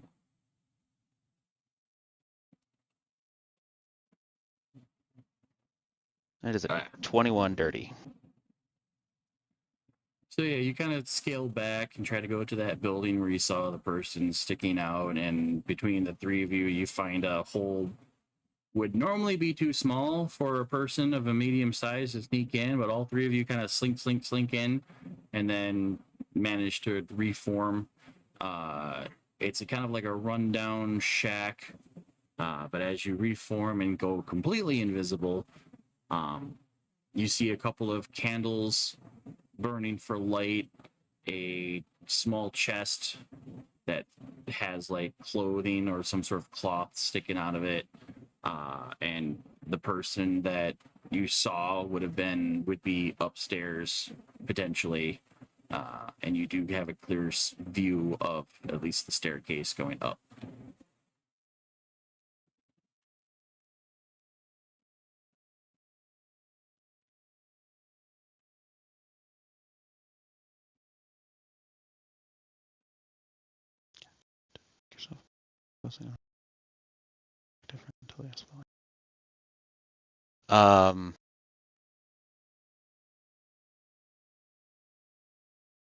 Because I actually noted that I left my coat back over there. I'm not gonna break my invisibility So I know that at least somebody's up there, and it looks like somebody's hiding. I just realized that. Yeah, did that, and I could do it. So with that, you're probably not going to go up. Do you try to then kind of look around somewhere on the ground floor? Yeah, just try to see. Like you said, there was a chest, right? Mhm. I'm just gonna try to see if there's any personal belongings that kind of indicate if this is like somebody bad or somebody who's good. Alrighty, well, And then trench coat or not, you're still invisible, so you kind of meander over to the chest and lift it up. It's a well-oiled chest, even though it's really small. So it doesn't make any noise when you open it, not even a little bit of a creaking, so your presence is not notified. The little bit of cloth in it seems to be like a sock that's kind of rolled up, but when closed, part of it was sticking out of the chest. Inside there are papers, and at least one of the papers that you can see, even without moving anything, looks like it's a letter or some sort of report authored to Thaddeus. mm-hmm. Do you attempt to pull anything out? I try to pull that sheet out to get a little bit more of what the report is. That particular sheet looks like it was like a yesterday's report that hasn't been sent yet. Talks about how hasn't seen the weird human rummaging about in the last few days. And any patrol that have been come in or out looks red as rain. The report doesn't much go into detail besides requesting permission to leave their post because they've been in this building for 3 months now. Gotcha. Okay, Rick, what are you gonna do? All right. I think Rick knows what he's gonna do. He's to this rope. Yeah. I will also say, just with the passive perception as Rick, the rolled up sock looks like it has something in it. Because as you move the paper out, it kind of tumbles and rolls, but it doesn't make any sound because the cloth around it. I'm gonna snatch that sock and pocket it right now. But this is gonna be fucking actually awesome because I didn't say I dropped my weapons, and I currently have 4 daggers.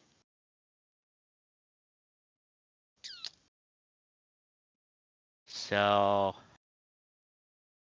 Rick's gonna go up and murder the dude. He's gonna stealth murder him. He's gonna scatter on him, and with the stealth attack and each 3 probably being able to attack in some form, 2 of them wielding 2 daggers each, plus at least the 1d6. I mean, we can roll it out, but that's what he's planning to do. It's not asleep. Okay. If he's doing this in front of her, Oh, he's in a completely. okay. He snuck out to do some scouting. I thought he had said that he did that. He was in the route too, but then when he rolled to check for he saw someone peering out of a window. Oh, I have the and whip infiltrated too. that building. So one of them could wield the whip. Oh my god! Just imagining a little kobold. So for all 3 to basically get a quick attack, you'd basically have to momentarily come out of go into scatter. But with everything, all 3 would be able to get a quick attack off because this person is standing looking out the window again when you sneak up there. which would probably grant sneak attacks for all 3 hits. Mm-hmm. Yep. And then they would be able to at least do bonus attack with the 2 daggers while the other one does like a whip or something to like slow the dude. AC of 10. So yeah. 10 hit points. Okay. Do your damage. All right. AC of 10. Let's see if it happens. So, yeah, with advantage. So we'll do 1. Because clearly, just acting as a spy, he's not in any way, shape, or form prepared to be in combat.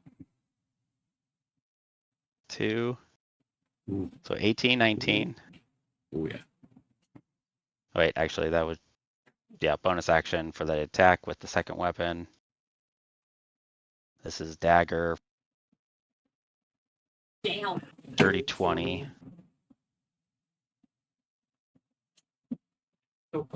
So 4 hits with daggers. How many of those hit? I'm guessing all of them? AC of 10, you tell me. AC of 10. Oh, you said AC of 10. Oh, okay, my bad. You told me the fucking AC too. Yeah, okay. Uh-huh. I was not paying attention. Too busy trying to figure shit out. Okay. Yep, hits. And then the whip attack also that he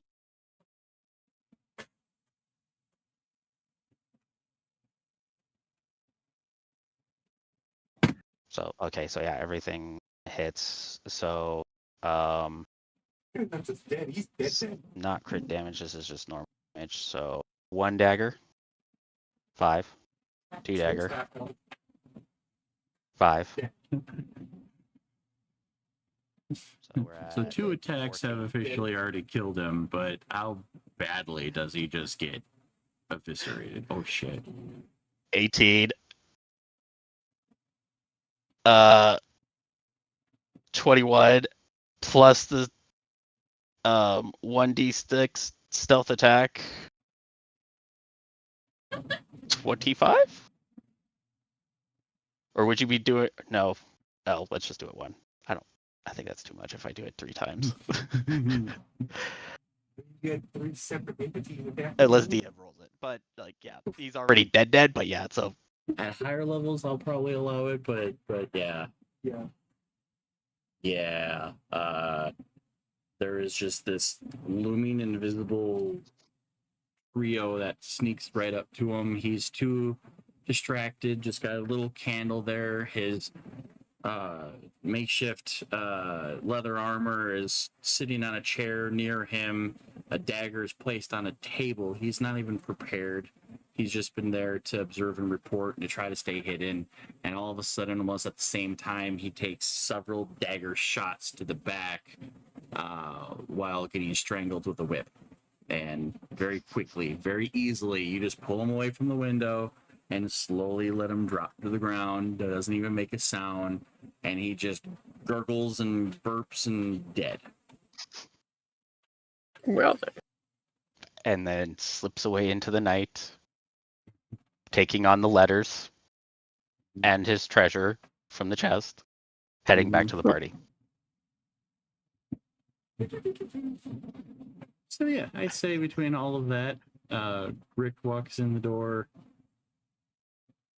probably reassembles, if not already, throws on his jacket and hat or whatever you got, and probably starts fading back out of invisibility as you're walking in the door. Yep. So, anybody awake still by this time? Viv is still wide awake, at least, and I think Andrana said that they weren't really doing much for sleep right at this time. Yeah, because if it's only 3 in the afternoon, I'm probably, I don't know. If this dude's got any books around, Do we want to call it here then, since it's 15 minutes past the end time, and we can all wrap up with what happened then, since we're all resting now? Basically. And Rick can tell what he found and give off the reports next session. Sounds great to me. So essentially, Rick comes back between, I think, for at least, especially for this 2 or more levels of drunkenness, you'll probably need until morning to recover and sleep it off. If you decide your character wants to do anything middle piddle while still in here, research anything, do anything, try to train into anything, let me know and I'll make a note of it. But essentially, yeah, we will pick up with information passing and catching up the drunk ones when they wake up with what the fuck just happened, and start next session, which will be in 2 weeks. Because a bunch of us will not be available next week. Myself included, yes. To go watch Al get an award. And yeah, we'll kind of pick it up from here. And I'm just glad that you guys figured out how to get the donkey in the place. Because if anything bad was going to happen, you're just going to lose a cart. But everything else is good. Eddie is safe. And I guess we'll say goodnight to Kick and you two for tonight, and we'll pick you up in a couple of weeks. Same bat channel, same bat place. Until then, adios, goodbye, good night. Bye. Bye. Wee. Bye.